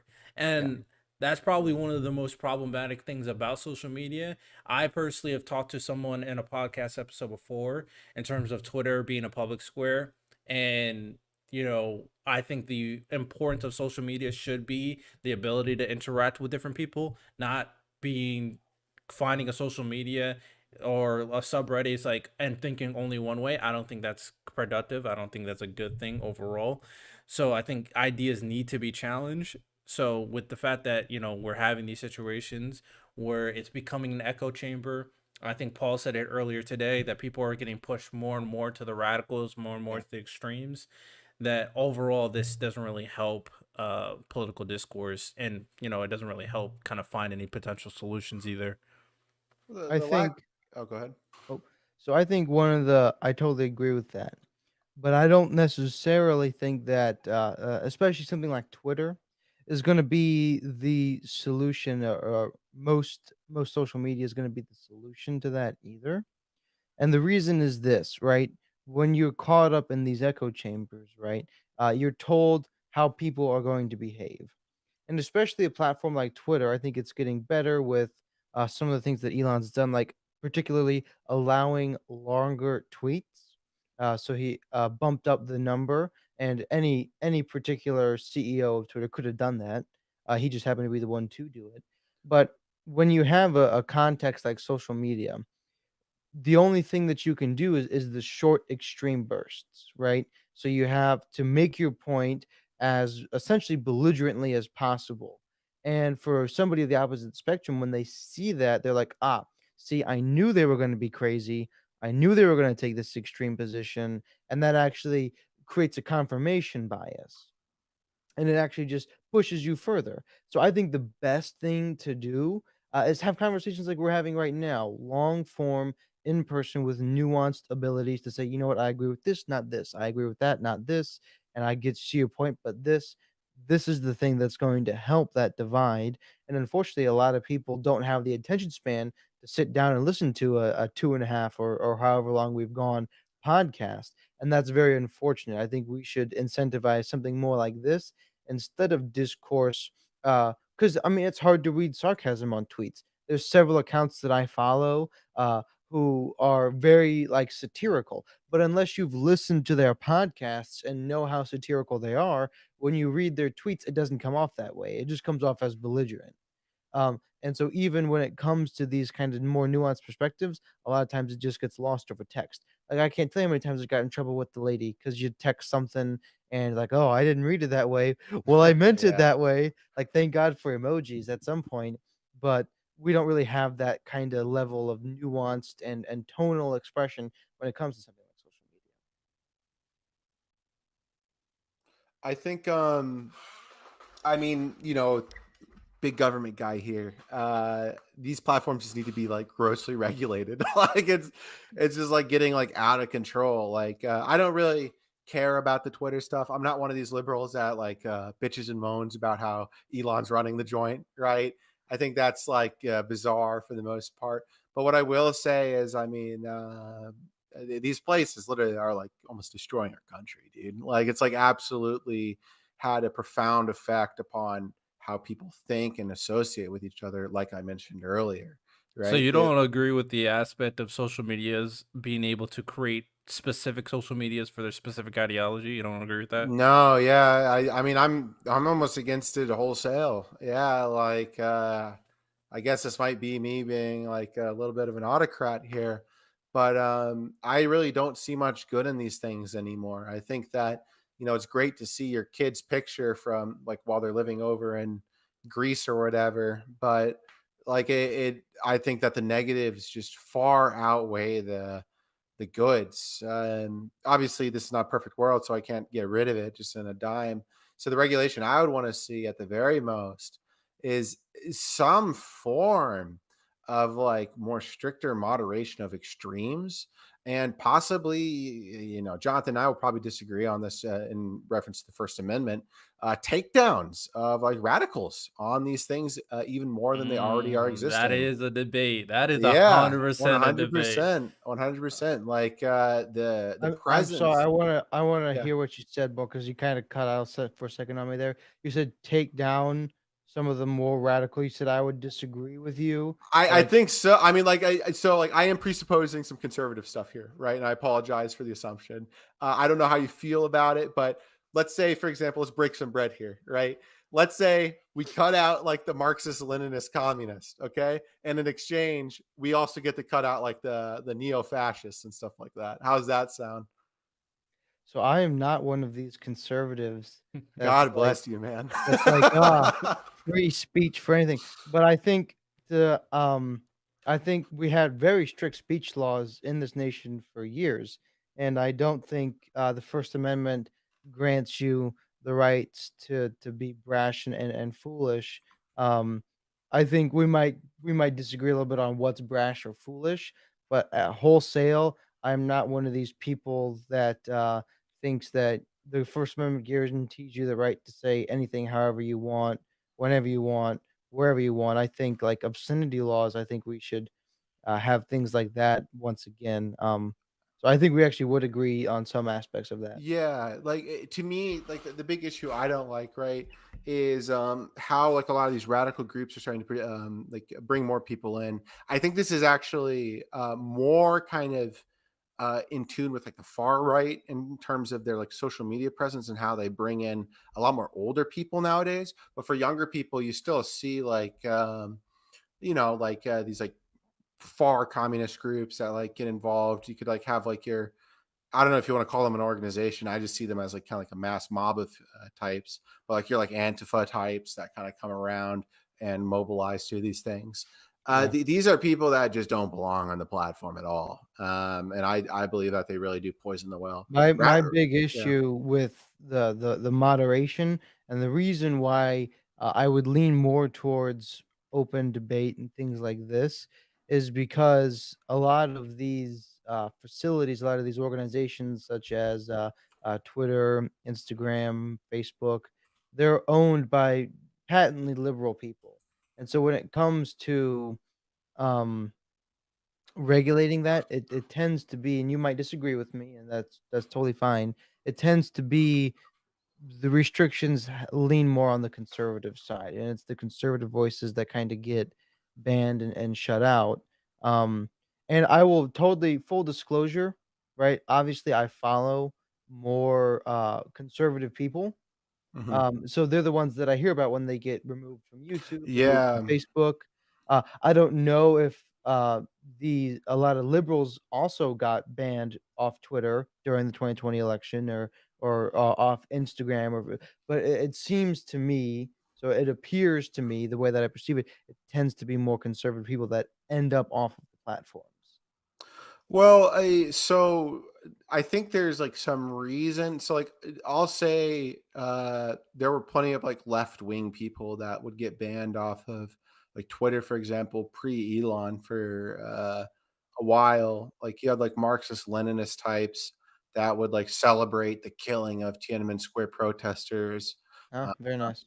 yeah, like the just scum that would celebrate this type of stuff, or like praise the Holodomor, or praise the Khmer Rouge. Yeah, like that kind of get executed. But I will say, like in terms of growth, and I hope you can agree with me here, at least online, in terms of like political groups and how do I put it? Area like political groups that exert force, they kind of do have more of a tendency to exist on the right and organize through these Give an platforms. example. Yeah, so, like, I would say, like, the Proud Boys is, like, a really great example. So before they were actually banned, they used Twitter as well as, I think, Discord for a very long time to mobilize themselves until the Charlottesville thing had happened, which had caused, like, a great crackdown. Now, when I'm talking about, like, the scale of these things, this isn't to delineate or, like, kinda just, like, shoot down the left-wing groups, right? Because they obviously exist. But in terms of scale, and I think for potential of violence, armaments, and even like professionality, these far right groups are significantly, first of all, more abundant, and they are usually the ones to get taken down more. Now, if we want to shift towards the layman, we have like like election deniers, and we have like the COVID stuff, right? These are people that were obviously more overregulated by social media, like without a doubt, than liberal parties, right? Like I can like fully admit that. With that said, I do want to say this. A lot of there could be an argument made from the right, and we don't have to get into the intricacies of this, but I want to kind of preface, I want to say this to kind of establish a potential understanding from someone maybe from the right is they do see other things as far left and radical that probably a lot of people in the left and liberal don't deem as radical. For example, like you mentioned some, and I think a lot of people would agree, but a person on the right would say, regarding trans stuff and kids and trans issues with kids and LGBTQ stuff, certain things can be they would deem far left radical, and the consensus probably in the general public is that it's not radical. So in that situation, when it kind of when violence is something that's kind of talked about, I feel like we all can agree, yeah, that's probably not good for the platform. Well, when it's ideological based, when it's purely just ideology, and I don't have stats to confirm or deny, so I'm just gonna ask a question: do you feel like, at the very least, before Elon, do you feel like, in terms of just pure ideology, do you feel like there was any side that was getting treated worse than the other? Yeah, I definitely think the right was treated with significantly more moderation. I don't think that is deniable at all. No. Okay. Yeah, I just Yeah. wanted to ask the question. No, yeah, like I'm very honest about this thing, right? Like maybe if I was on like a podium in front of my base, I probably wouldn't say that out loud, right? But like amongst you guys, of course, like the big thing to note is just, simply that it is a reality, right? This is like something that does actually kind of exist. That being said, I will say, like, I do side with the moderation, for example, of the skepticism of the election. I do side with the moderation for that of the vaccines, right? Do I think these things do better for society itself through moderating it? Maybe for like the discourse, no, because when you censor these voices, it can actually drive them to further radicalization. But I think the number one idea that a lot of these social media companies kind of had was first off, obeying by their advertisers that wanted them to, enact these measures. And then number two, if there was some sort of civil, like, what's the word for it? Civil care, and like, hey, we got to get this done. If I think that there was some sort of care in that, more people should get the vaccine and less people die, right? And I think that that was a perfectly fine decision to moderate on. With the election, I absolutely believe it, right? I wholesalely think that that is not a thing that should proliferate itself on social media whatsoever. I think that that's something that needs to be snuffed out through at least the private companies, and it should be only spread verbally on the phone or on television, right? But in these spaces right now, like this election denial stuff has gone absolutely out of control, and I'm fully on the side of these social media companies to censor these voices. It's something that should not exist whatsoever. So I do want to kind of step away from the content moderation talking point, because I want that probably should be an episode in itself. What we deem, the First Amendment, what it protects, what content should be on social media. I feel like that's a whole That podcast would be a episode. very, very good debate, I think. Yeah. Yeah, I have a lot of thoughts about it as too, of course. But my thing in kind of content moderation is definitely a potential solution. Finding that line is, like I said, a future talking point what that line is. But I do think Jonathan did bring up a great thing in terms of having more content creators or more people on social media being willing or absorbing, these type of conversations in terms of, learning about these different viewpoints, seeing how people interact even though they disagree, and how you can be similar, and when you're interacting with someone who you disagree with, seeing that in front of you can really kind of shed a sense of imagery of how you should be in terms of political discourse, or and just general conversation for the most part. um in terms of social media, I'm gonna focus on Twitter because I feel like Twitter is like the go-to social media now, at the end of the day, in terms of conversation. So with that said, are there things in Twitter that they can implement? I know Twitter Space is a thing. I feel like that could possibly be helpful, but are there other things that Twitter can implement into their social media platform to kind of incentivize more conversation, incentivize more discourse? And I know you brought up increasing the character limit, and that definitely could be something. But is there any things that, any other thing that you guys have in mind that could be helpful as well?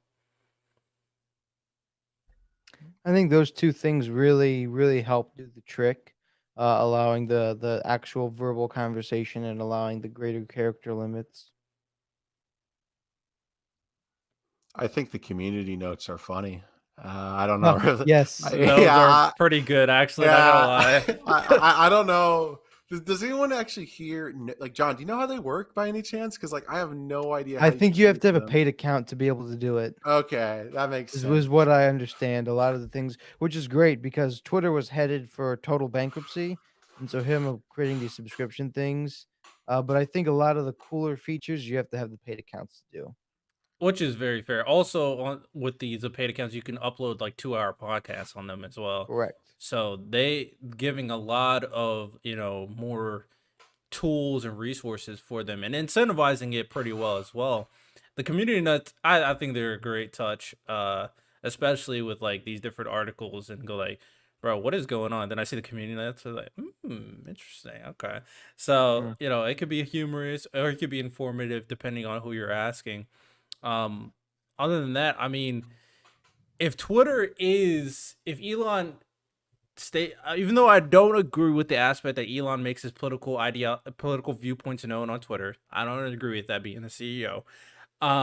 Regardless, if Twitter keep kind of really represents itself as a public square properly, in allowing these different voices being heard and allowing these different discourse, do you think by Twitter really establishing that mark and increasing, but potentially increasing even more in popularity, do you think that would be a good gateway to other social media platforms and how to be? I I think the hope good Elon just buys them all. well, I think the good gateway, I guess this is like me being the pessimist. I think the good gateway is the fact that Twitter probably is going to actually die. It's not doing so well on market right now. Twitter Blue hasn't generated enough money as far as I know.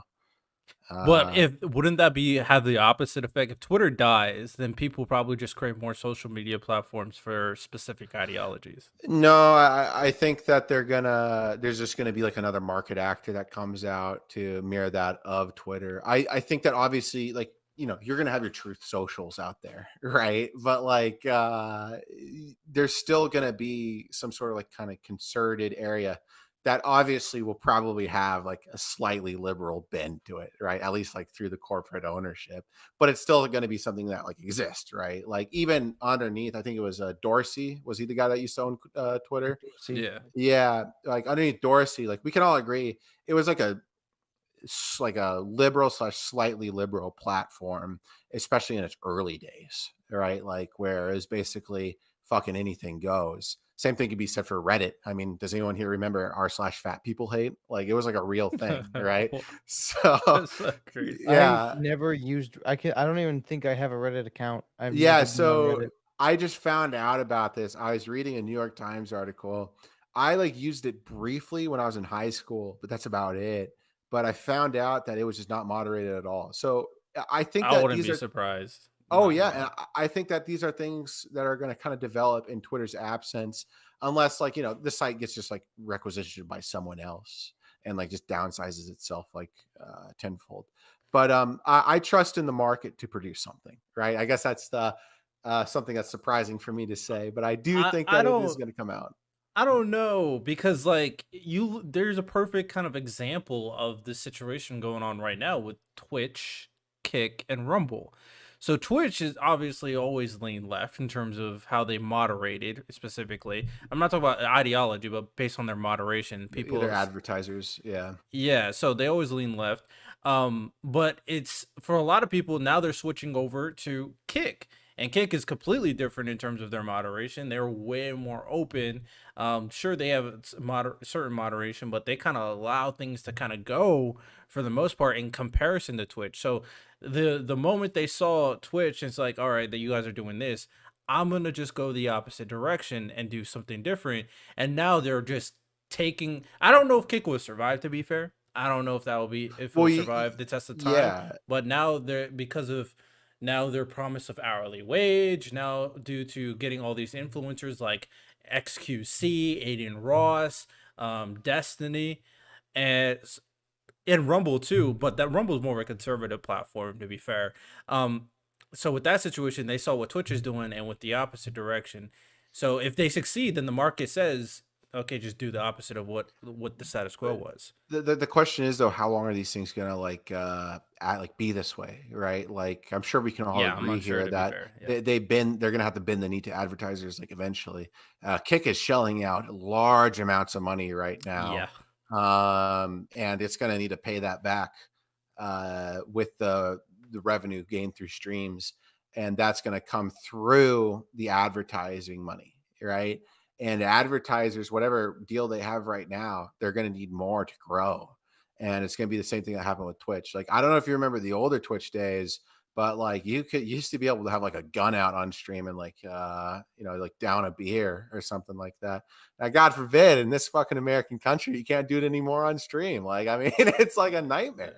Yeah. Yeah, that's a great point because at the end of the day, whether you agree with it or not, the the influence of ESG and CEI scores is there, and a Oh, lot of yeah. them have a huge influence on all the businesses that you could think about.